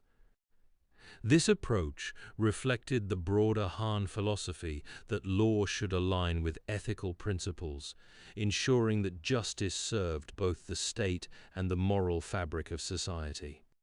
The integration of Confucian teachings into legal frameworks also reinforced the authority of the emperor, as adherence to these principles was seen as a way to uphold cosmic order and social stability. The legal framework of Han villages was deeply intertwined with agricultural practices, as land use and resource management became central to societal stability. Officials, including local magistrates and gentry, oversaw the enforcement of laws governing irrigation rights, crop taxation, and disputes over communal land. These regulations often reflected Confucian ideals of harmony and hierarchy, prioritizing collective welfare over individual gain. For instance, laws mandated equitable water distribution for irrigation, a critical concern as advanced techniques like pit farming and rice cultivation required coordinated labor. Village records, increasingly standardized during the Eastern Han, documented land ownership and transactions, reducing disputes over inheritance and property boundaries. While central authorities issued broad edicts, local leaders adapted these principles to address specific challenges, such as balancing the interests of small farmers and expanding landlords. This dual system allowed for flexibility, ensuring compliance with imperial mandates while accommodating regional agricultural needs. However, the growing power of landlords often strained these arrangements, foreshadowing tensions that would later erupt in peasant revolts. Thus, the legal systems of Han villages served as both a tool for maintaining order and a reflection of the era's complex socio-economic transformations. Legal frameworks also addressed water distribution, a critical issue with advanced irrigation techniques. Officials mediated disputes over canal maintenance and water allocation, ensuring equitable access for smallholders. As land consolidation by landlords intensified, laws increasingly favored centralized control, reflecting tensions between communal needs and elite interests. These measures underscored the dynasty's reliance on agricultural stability to sustain imperial governance. Local officials in the Han dynasty played a crucial role in maintaining the stability and productivity of agricultural communities.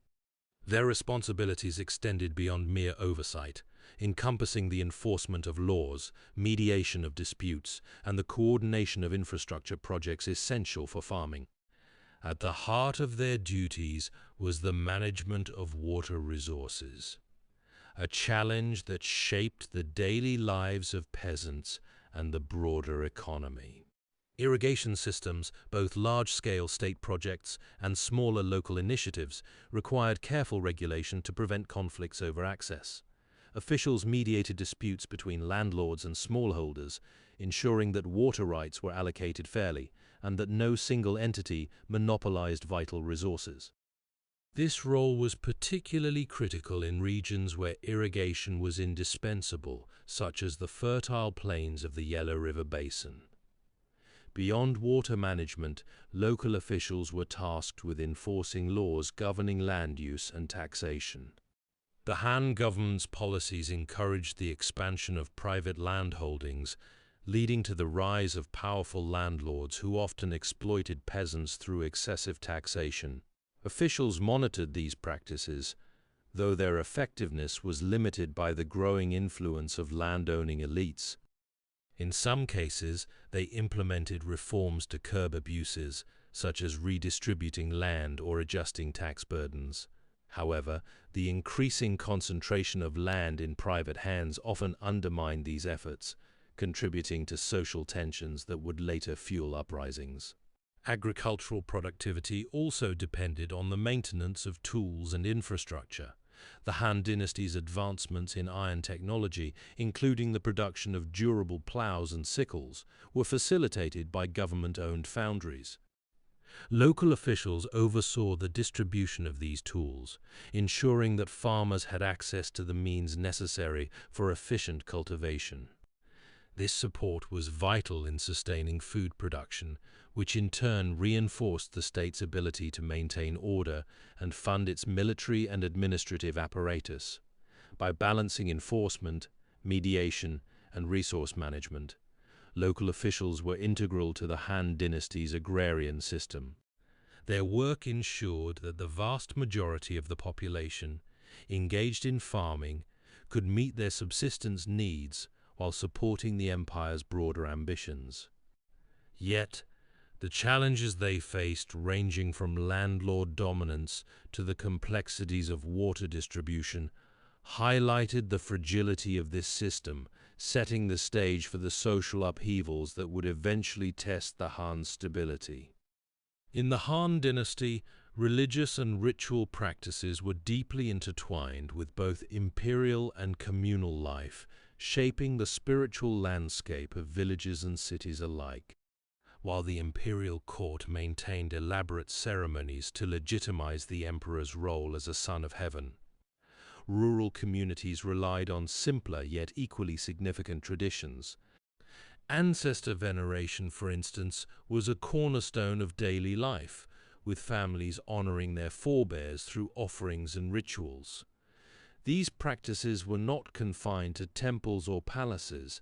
They unfolded in homes where the domestic sphere became a site of spiritual continuity. Women, as central figures in the domestic realm, likely played pivotal roles in these rituals. Maintaining family altars, preparing offerings, and reciting prayers were tasks often entrusted to them, reflecting their stewardship of familial and spiritual duties.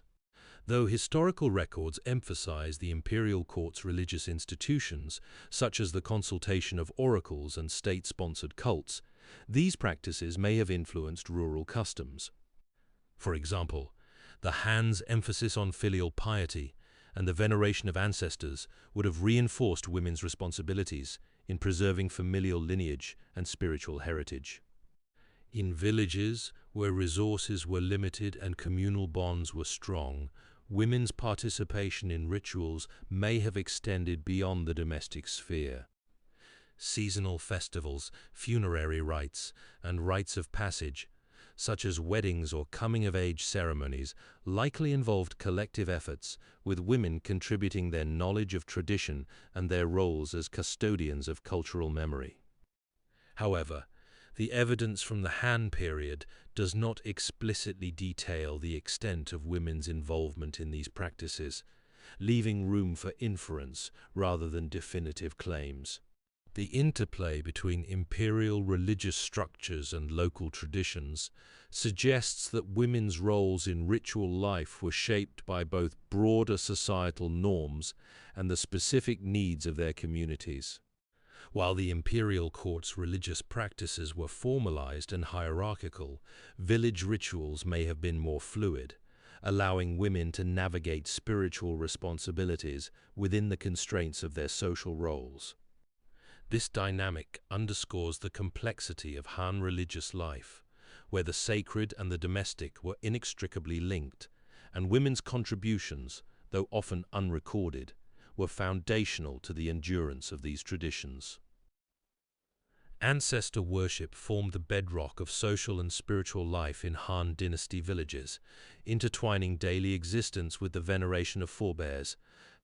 Families maintained ancestral tablets in their homes, often placed in the main hall or a dedicated shrine, where offerings of food, incense, and wine were regularly presented. These rituals, performed by both men and women, were believed to sustain the spirits of deceased relatives and ensure their continued protection and favor. The act of remembrance was not merely symbolic, it reinforced communal bonds and transmitted cultural values across generations. The agricultural prosperity of the Han era, as evidenced by advancements in irrigation and crop cultivation, likely deepened this practice. With surplus food and stable harvests, families had the means to sustain elaborate rituals, ensuring that ancestors were honored with greater abundance.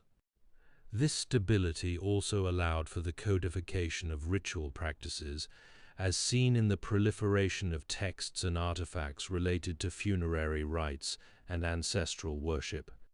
Women played a central role in these ceremonies, often overseeing the preparation of offerings and the maintenance of ancestral tablets.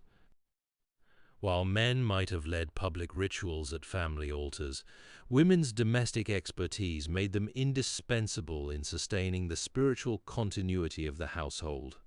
Their participation underscored the gendered division of labor in ritual practices, with women's roles rooted in the domestic sphere and men's in the communal and political realms.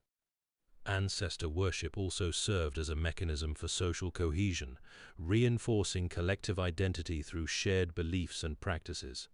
The Han state, while promoting Confucian ideals of filial piety, did not actively suppress these traditions, recognizing their role in maintaining social order.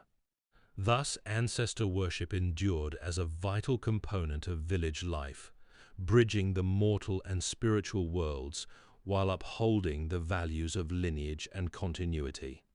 The surplus generated by advanced irrigation and iron tools allowed families to store surplus grain, ensuring resources for annual offerings and rituals. This stability reinforced the centrality of ancestor veneration, as communities could dedicate time and resources to maintaining shrines and recording lineages. The codification of rituals during this period also mirrored broader societal shifts, as Confucian ideals of filial piety intertwined with practical agricultural success, solidifying ancestor worship as both a spiritual and social cornerstone. Taoism, with its emphasis on harmony with nature and the pursuit of balance, permeated the daily lives of Han Dynasty villagers, shaping their agricultural practices and resource management. Unlike Confucianism's focus on social order, Taoism encouraged a deep attunement to natural rhythms, guiding farmers to align their work with the cycles of the seasons and the flow of the cosmos. Central to this worldview was the Fan Sheng Qi Shu, the Book of Farming, a Taoist text that offered practical advice on cultivating the land while adhering to principles of simplicity and sustainability. Villagers interpreted its teachings as a way to harmonize human labor with the Tao, ensuring that farming did not disrupt the delicate balance of the natural world. For instance, the text advocated planting in accordance with lunar cycles and avoiding over-tilling, which preserved soil fertility and prevented exhaustion of the Earth's energies. This philosophy extended to resource management, where villagers practiced restraint to avoid depleting their environment. Water, a vital resource, was carefully conserved through irrigation systems that mirrored Taoist ideals of efficiency and minimal waste. Forests and rivers were seen not as commodities, but as interconnected parts of a larger living system. Overharvesting was discouraged, and communal efforts to maintain shared resources reflected a belief in collective responsibility to the Tao. Such practices ensured long-term agricultural stability, as villagers understood that their survival depended on the health of the land. Spiritually, Taoism reinforced a worldview in which daily labor was an act of reverence for the natural order. Farmers viewed the earth as a nurturing force, deserving of respect and care. This mindset fostered a sense of humility, as villagers acknowledged their dependence on the land rather than seeing themselves as its masters. Rituals tied to the changing seasons, such as offerings to deities associated with rain or fertility, further integrated agricultural cycles into a cosmic framework. By embracing these principles, Han Dynasty villagers cultivated not only crops, but also a sustainable relationship with their environment, one that balanced human needs with the enduring rhythms of nature. This Taoist ethos complemented Confucian values, creating a cultural landscape where practicality and spiritual harmony coexisted. The transition from the agrarian rhythms of the Han Dynasty to the spiritual currents of Buddhism marks a profound shift in the cultural landscape of China. While the previous section explored the integration of Taoist and Confucian principles into the daily lives of farmers, the introduction of Buddhism during the Han period brought a new dimension to religious practice.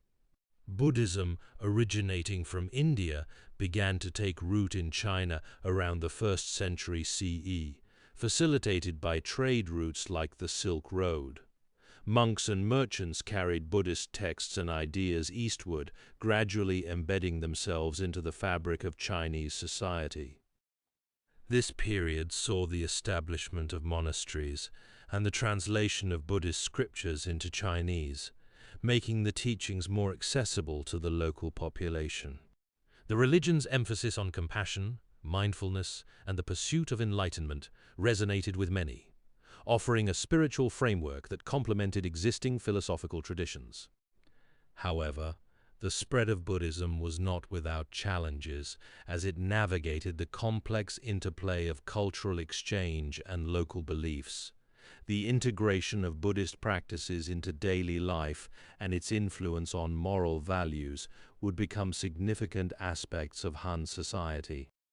Though the provided sources focus primarily on agricultural advancements and do not elaborate on the specifics of Buddhist spread or its immediate impact on rural communities, Buddhism's integration into Han rural life unfolded gradually, often through the efforts of itinerant monks who established small monasteries near agricultural communities. These centers became hubs for both spiritual practice and practical knowledge, blending Buddhist teachings with local traditions.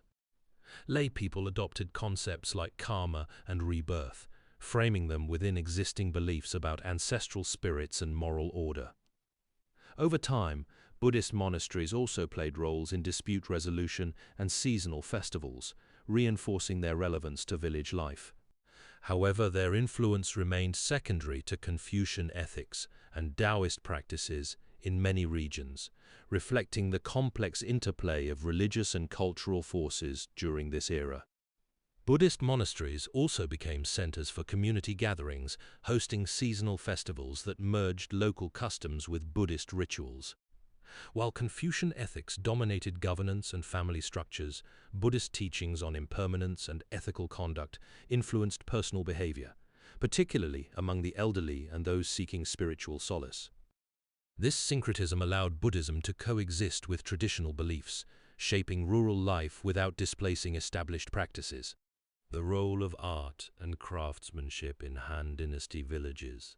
The Han Dynasty's rural economy was deeply intertwined with the production of art and craftsmanship, which served as both practical necessities and cultural expressions. Pottery in particular was a cornerstone of village life, with artisans shaping clay into storage vessels, cooking pots, and ceremonial wares. These objects were not only functional but also reflected regional aesthetics and spiritual beliefs. For instance, painted pottery often depicted scenes of daily labor, harvest festivals, or mythological motifs, blending utility with storytelling. The demand for such goods grew as surplus agricultural production allowed for specialization, enabling villages to trade surplus goods for textiles, metal tools, and other commodities. Craftsmanship also played a vital role in sustaining local economies. Workshops in villages produced ceramics, textiles, and carved wooden items which were exchanged within regional markets or sold to urban centers. The Han government's policies promoting agricultural efficiency indirectly supported this craft economy, as stable food production freed laborers to pursue artisanal trades. Archaeological evidence from sites like Sanyangzhuang suggests that pottery workshops thrived alongside grain storage facilities, underscoring the interdependence of agricultural and craft industries. Beyond economics, art and craftsmanship were integral to cultural identity. Ritual objects such as incense burners or figurines were crafted with symbolic meanings tied to ancestor veneration and cosmic order. These items reinforced communal values and connected villagers to broader cosmological frameworks. While Buddhism and other belief systems influenced certain practices, traditional crafts remained rooted in indigenous traditions, preserving local heritage. The Han Dynasty's emphasis on infrastructure and trade networks further amplified the reach of these crafts. Roads and riverways facilitated the movement of goods, allowing villages to participate in a wider economic system. Pottery, in particular, became a staple of long-distance trade, with distinctive styles circulating across regions. This exchange not only enriched local economies, but also fostered cultural diffusion, as artistic techniques and motifs spread alongside goods. In this way, art and craftsmanship were more than mere byproducts of Han society. They were dynamic forces shaping its economic vitality and cultural continuity. By bridging the material and spiritual realms, these practices ensured that rural communities remained central to the empire's enduring legacy. The architectural fabric of Han Dynasty villages was deeply intertwined with agricultural practices, environmental constraints, and communal needs.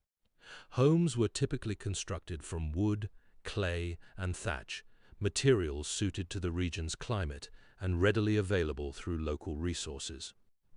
The layout of these dwellings often reflected the agrarian rhythm of life, with courtyards at the center serving as hubs for domestic activity, storage, and social interaction. Surrounding the courtyard, rooms were arranged to optimize natural light and ventilation, while elevated platforms or sloped roofs helped manage seasonal rainfall. In areas prone to flooding, such as the Yangtze River basin, homes were sometimes built on raised foundations or designed with drainage systems to mitigate water damage. Communal architecture played a vital role in village organization. Granaries, workshops, and irrigation management structures were often centralized to facilitate collective labor and resource distribution.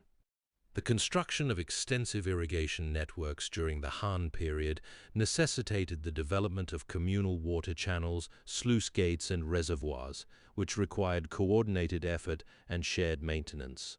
These infrastructural projects not only enhanced agricultural productivity, but also reinforced social cohesion, as villages relied on collective labor to sustain their water systems. The use of iron tools, which became more advanced by the Eastern Han, enabled more precise and durable construction techniques, allowing for the creation of larger, more resilient buildings. Villages were also strategically positioned to leverage natural resources and defend against external threats. Proximity to arable land, water sources, and trade routes influenced settlement patterns, while defensive features such as walls or watchtowers were incorporated where necessary. The integration of agricultural and architectural planning ensured that villages could sustain their populations while adapting to environmental challenges. This symbiosis between built environment and subsistence practices underscores the Han Dynasty's pragmatic approach to rural development, where architecture was not merely functional, but a reflection of the interdependence between human activity and the landscape. The village's layout often mirrored its agricultural needs, with homes clustered near water channels for easy access. Granaries, built with reinforced walls to protect against flooding, stood at the center, while workshops for tool-making clustered near iron forges. Elevated platforms housed storage pits for surplus grain, and sloped roofs with wide eaves channeled rainwater into cisterns, reflecting a symbiosis between architecture and resource management. The Han Dynasty village was a tapestry of function and community, where public spaces emerged as vital nodes connecting daily life to collective identity. At the heart of these settlements lay the granary, a structure not merely for storage, but a symbol of communal resilience. Built on elevated platforms to guard against flooding, these granaries were often surrounded by open courtyards where villagers gathered to exchange news, share surplus crops, or witness the distribution of state-provided grain. Such spaces fostered a sense of interdependence, reinforcing the agrarian ethos that sustained the empire. Nearby, irrigation systems engineered with precision and communal labor spurred the creation of shared water management hubs. Channels and wells, central to agricultural productivity, became sites of cooperation. Farmers congregated here to maintain infrastructure, ensuring equitable water access, while also engaging in informal trade of surplus produce. These gatherings transcended practicality, weaving social bonds into the rhythm of labor. The state's distribution of iron tools, as documented, further underscored the interplay between public spaces and economic life. Workshops near forges where artisans crafted plows and sickles became hubs of knowledge exchange, where techniques were passed down and innovations debated. Temples, though less explicitly detailed in the records, occupied a central role in village life. Positioned at the village's crossroads or near water sources, they served as both spiritual sanctuaries and social gathering points. Festivals and rituals held here reinforced collective identity, uniting villagers through shared traditions. Even in the absence of explicit textual references, the archaeological evidence of Han-era settlements, marked by centralized structures, suggests temples were integral to spatial organization. Gathering areas, often shaded by trees or near communal wells, provided spaces for storytelling, dispute resolution, and cultural preservation. These informal zones, though not architecturally grand, were essential for maintaining social cohesion. The Han's emphasis on irrigation and communal labor ensured that such spaces were not peripheral but foundational to the village's fabric. Through markets, temples, and gathering spots, the Han Dynasty village transformed public spaces into arenas where agriculture, economy, and community intertwined, sustaining both individual livelihoods and collective stability. The state's distribution of iron tools and organization of irrigation projects further underscored public spaces as hubs for collective labor. Markets near waterways facilitated trade of surplus crops, while communal granaries ensured food security. These spaces not only sustained economies, but also reinforced social cohesion, as shared responsibilities and resource management deepened interdependence among villagers. In the Han Dynasty, animals occupied a dual role as both practical assets and spiritual symbols within the fabric of rural life. Domesticated creatures like pigs, chickens, and cattle were integral to daily existence, providing sustenance and labor, but they also held profound significance in religious and ritual contexts. The Han state under emperors like Wudi actively cultivated state-sanctioned religious cults, which often incorporated animal offerings as acts of devotion. These sacrifices, typically involving livestock, were believed to appease deities or ancestral spirits, bridging the human and divine realms. In farming villages, such rituals were likely rooted in both state mandates and local traditions. For instance, pigs, a staple of rural diets, may have been offered to household ancestors during festivals, reflecting Confucian emphasis on filial piety. Similarly, chickens and ducks, easier to raise, might have been used in smaller-scale ceremonies, while cattle, valued for their labor, could symbolize fertility or prosperity in communal rites. The bones of sacrificed animals, sometimes burned or buried, may have been used in divination practices, echoing ancient methods of oracle consultation mentioned in Han records. Animals also embodied symbolic meanings tied to cosmic order. The dragon, a mythical creature associated with imperial authority, was often depicted as a serpent-like being, while the phoenix, a symbol of renewal, was linked to the cyclical rhythms of nature. Though these mythical forms were more prominent in courtly iconography, their principles may have influenced local beliefs, where animals were seen as intermediaries between the earthly and spiritual worlds. Such practices underscored the interconnectedness of agriculture, spirituality, and social hierarchy in Han society. Rituals involving animals not only reinforced communal bonds, but also aligned rural life with the broader cosmological frameworks upheld by the state and its philosophical traditions. State rituals often involved large animals like oxen in sacrifices to celestial deities, reinforcing the link between agricultural prosperity and divine favor. These ceremonies, overseen by officials, aimed to secure favorable weather and harvests, reflecting the Han Dynasty's integration of practical needs with spiritual practices. Such offerings underscored the societal value placed on harmony between human labor and cosmic order, a principle deeply embedded in both rural and imperial life. The Han Dynasty farming village existed in a landscape shaped by mountains, rivers, and forests, each element influencing the rhythms of daily life and the broader cultural fabric. Rivers, such as the Yellow River, provided critical irrigation, enabling the cultivation of staple crops like millet and wheat. These waterways also facilitated trade, connecting villages to distant markets and fostering economic interdependence. Yet their seasonal flooding demanded adaptive strategies, such as terraced farming in mountainous regions, which not only maximized arable land, but also reinforced communal labor practices. Mountains, meanwhile, offered resources like timber and minerals, which were essential for construction and tool-making. They also served as natural barriers, influencing settlement patterns and defense strategies. Forests supplied fuel for cooking and heating, while their dense undergrowth harbored both game and medicinal plants, intertwining subsistence with spiritual beliefs. The environment's influence extended to spiritual practices, as villagers viewed natural elements as manifestations of cosmic forces. Rivers were often revered as channels for ancestral spirits, while mountains were considered sacred sites where deities resided. Rituals to ensure agricultural success frequently incorporated offerings to these forces, blending practical needs with cosmological reverence.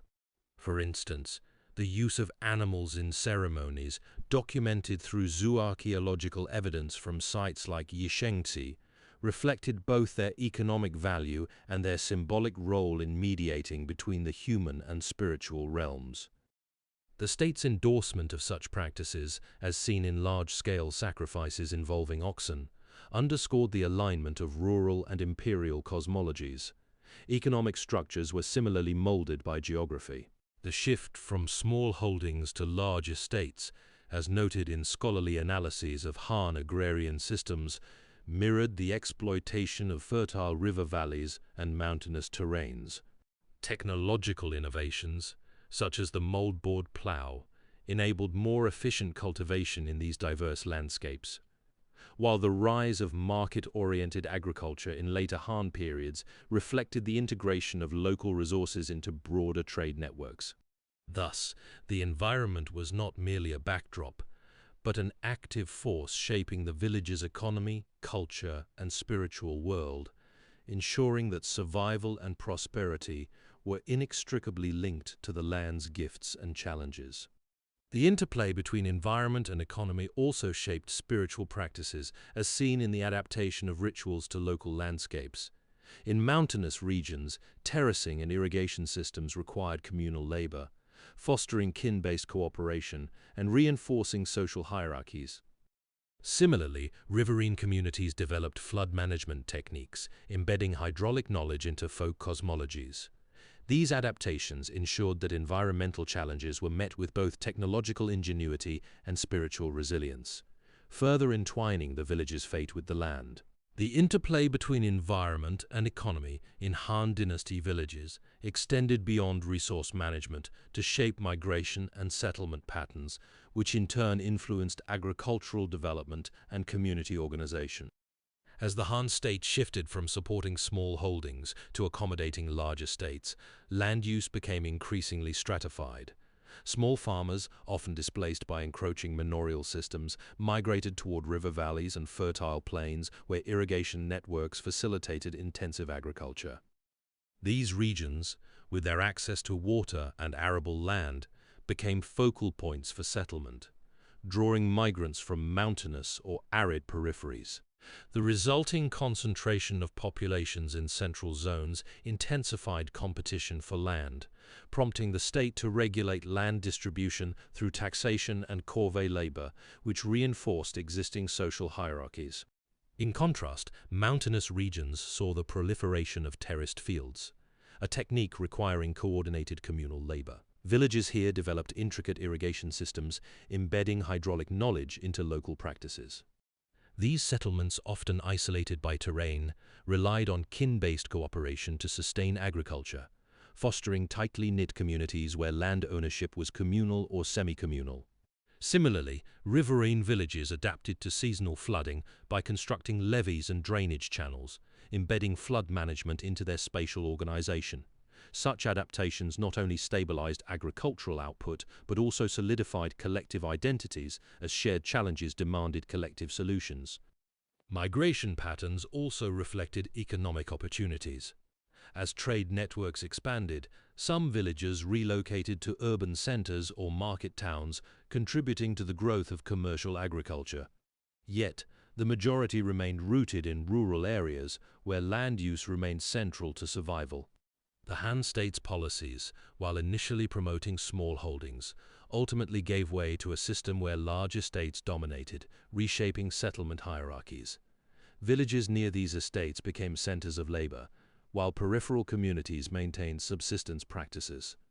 This dynamic underscored the tension between centralized control and local autonomy, with migration and settlement patterns serving as both a response to and a reflection of broader agrarian transformations. The village, thus, remained a microcosm of the Han Empire's evolving relationship with land, labor, and power. The shift toward large estates also spurred internal migration, as displaced peasants sought land or labor opportunities near these centers. This movement reshaped village demographics, blending kin-based groups with new settlers and fostering hybrid social structures. Such fluidity in settlement patterns underscored the Han dynasty's agrarian dynamism, where migration was both a consequence of economic shifts and a catalyst for reorganizing rural life. The Han dynasty's military structure was inextricably linked to the rhythms of agrarian life, shaping the livelihoods of rural communities through conscription, territorial defense, and state-led infrastructure projects. Conscription, a cornerstone of Han military policy, often disrupted farming cycles as able-bodied men were drafted into service. This withdrawal of labor from the fields created immediate strain on agricultural production, particularly in regions bordering frontier zones where military outposts were established. Yet, the state's strategic allocation of land to soldiers and settlers also fostered agricultural expansion. During the Western Han, public lands were distributed to immigrants and soldiers, enabling them to cultivate new plots and contribute to food security. This policy, rooted in the Qin dynasty's precedent of using land distribution to stabilize military ranks, transformed rural landscapes by integrating military settlements into the agrarian fabric. Military presence, however, was not merely a burden on farmers. It also served as a safeguard against external threats, ensuring the protection of vital agricultural regions. Frontier towns and garrisons, often established in marginal or previously unsettled areas, required sustained agricultural support to sustain troops and local populations. This dynamic spurred the development of irrigation systems and road networks, which, while primarily military infrastructure, inadvertently enhanced agricultural productivity. For instance, the Han government's investment in large-scale irrigation projects, such as those in the Yangtze and Yellow River basins, was driven by both economic and strategic imperatives. These projects not only mitigated droughts and floods, but also secured the granaries that fed both civilian and military populations. The interplay between military and agricultural needs was further evident in the Han's approach to land redistribution. During periods of civil unrest, such as the late Western Han, the state occasionally intervened to reallocate land, though these efforts were often undermined by entrenched landlord interests. Nonetheless, the military's role in maintaining order, whether through suppressing rebellions or defending borders, directly influenced the stability of rural economies. Soldiers stationed in remote areas often relied on local farmers for sustenance, creating a symbiotic relationship that reinforced the state's control over both military and agrarian resources.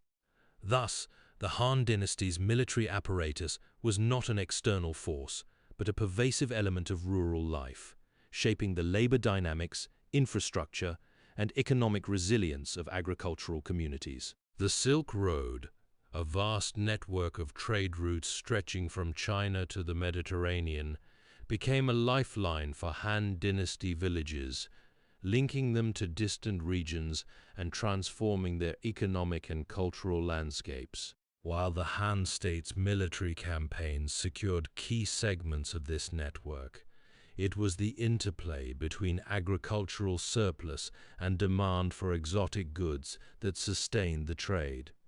Villages in fertile river valleys, such as those along the Yellow River, produced surplus grains, silk, and ceramics, which were transported westward through caravans. These goods were exchanged for luxury items like glassware, spices, and wool, fostering economic interdependence between Han communities and Central Asian, Indian, and Mediterranean societies.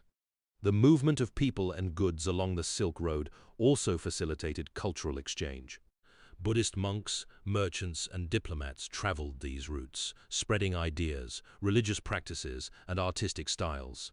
Han artisans, exposed to foreign techniques, began incorporating motifs and materials from distant lands into their crafts.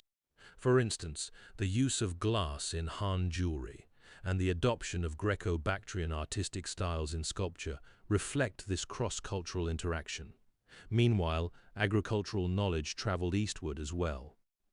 Techniques for cultivating drought-resistant crops, such as millet and wheat, and innovations in irrigation were shared through trade networks, enhancing the productivity of Han farming communities.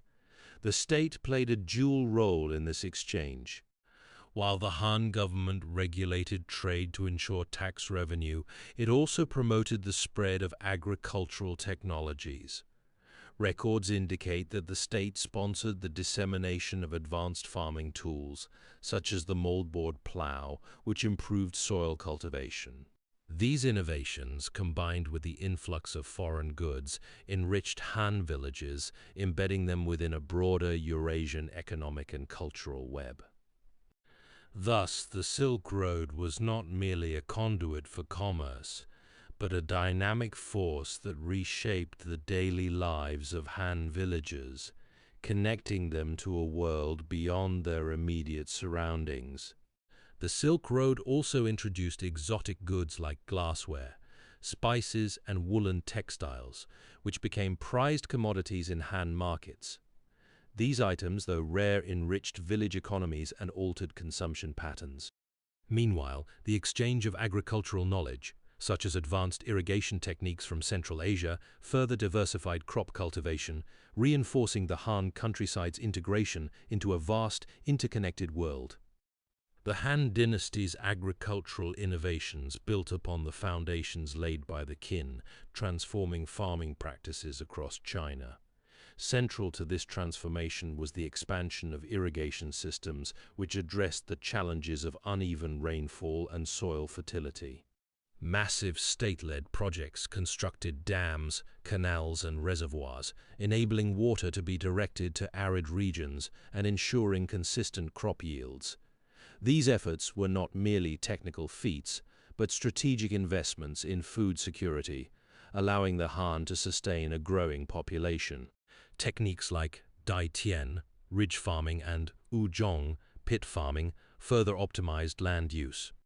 Dai Tian involved creating raised ridges to improve drainage and aeration, while Zhong utilized small pits to concentrate water and nutrients, dramatically boosting productivity on marginal lands. These methods, combined with the introduction of rice cultivation in northern regions through nursery systems, diversified crops and extended growing seasons. Equally pivotal was the advancement of iron tools, which revolutionized plowing and harvesting. While the Western Han relied on cast iron implements, the Eastern Han saw a breakthrough with water-driven bellows, enabling the production of high-grade wrought iron. This innovation led to stronger, more durable plows and sickles, facilitating deeper tilling and more efficient labor. The state's control over iron foundries ensured widespread distribution of these tools, leveling access across regions and social classes. As a result, agricultural output surged, supporting urban centers and military campaigns. The Han's emphasis on technological refinement not only stabilized food supplies, but also set enduring practices that would shape Chinese agriculture for centuries. By integrating engineering, material science, and ecological knowledge, the Han Dynasty forged a model of sustainable productivity that resonated through history. The Han Dynasty's agricultural policies also prioritized land redistribution, ensuring equitable access to arable land and mitigating rural inequality. By standardizing farming techniques and tools, the state fostered a more uniform agricultural practice across regions, enhancing resilience against famines. These systemic reforms not only stabilized food supplies, but also reinforced the empire's economic and military strength, embedding sustainable practices that would shape Chinese agriculture for centuries. The concentration of land in the hands of landlords exacerbated social tensions, as small farmers faced rising taxes and displacement. This inequality fueled rebellions, most notably the Yellow Turban Uprising in 184 CE, which destabilized the Han regime. These dynamics underscored the dual role of agricultural innovation, fueling prosperity while also intensifying class divides that ultimately contributed to the dynasty's collapse. The Han Dynasty's agricultural innovations laid the foundation for China's economic and social structures for centuries. Central to this was the widespread adoption of iron tools, which replaced earlier stone and wooden implements, enabling deeper plowing and more efficient farming. The Han also refined irrigation techniques, building on Qin dynasty systems to create networks that sustained crops in diverse climates. Methods like ridge farming and pit farming maximized yields from marginal lands, while rice cultivation in the north, once limited to the south, benefited from nursery systems that shortened growing seasons. These advancements not only supported a rapidly growing population, but also entrenched a system where land ownership became a source of power. By the Eastern Han, technological leaps such as water-driven bellows improved iron casting, producing durable tools that further boosted productivity. Yet this progress also deepened social divides. As landlords consolidated land, small farmers faced rising taxes and debt, fueling unrest. The Yellow Turban Rebellion of 184 CE, sparked by these inequalities, exposed the fragility of the Han state. Despite this, the agricultural frameworks established during the Han endured, shaping subsequent dynasties' economic policies and social hierarchies. The legacy of Han farming practices is evident in modern China's agricultural strategies. Techniques like controlled irrigation and soil management, developed during the Han, remain vital for feeding a population exceeding 1 billion. The emphasis on adapting farming methods to local conditions, whether through pit farming in arid regions or rice nurseries in the north, continues to inform sustainable practices today. Even the shift from small family farms to large landholdings, a trend accelerated during the Han, echoes in contemporary debates over land ownership and rural development. By standardizing tools, techniques, and crop management, the Han dynasty ensured its agricultural systems could adapt to changing needs. This resilience allowed later dynasties to build upon Han innovations, while the challenges of land inequality persisted, shaping China's socio-economic evolution. The Han's agricultural legacy, therefore, is not just a historical footnote, but a living framework that continues to influence how China cultivates its vast landscapes.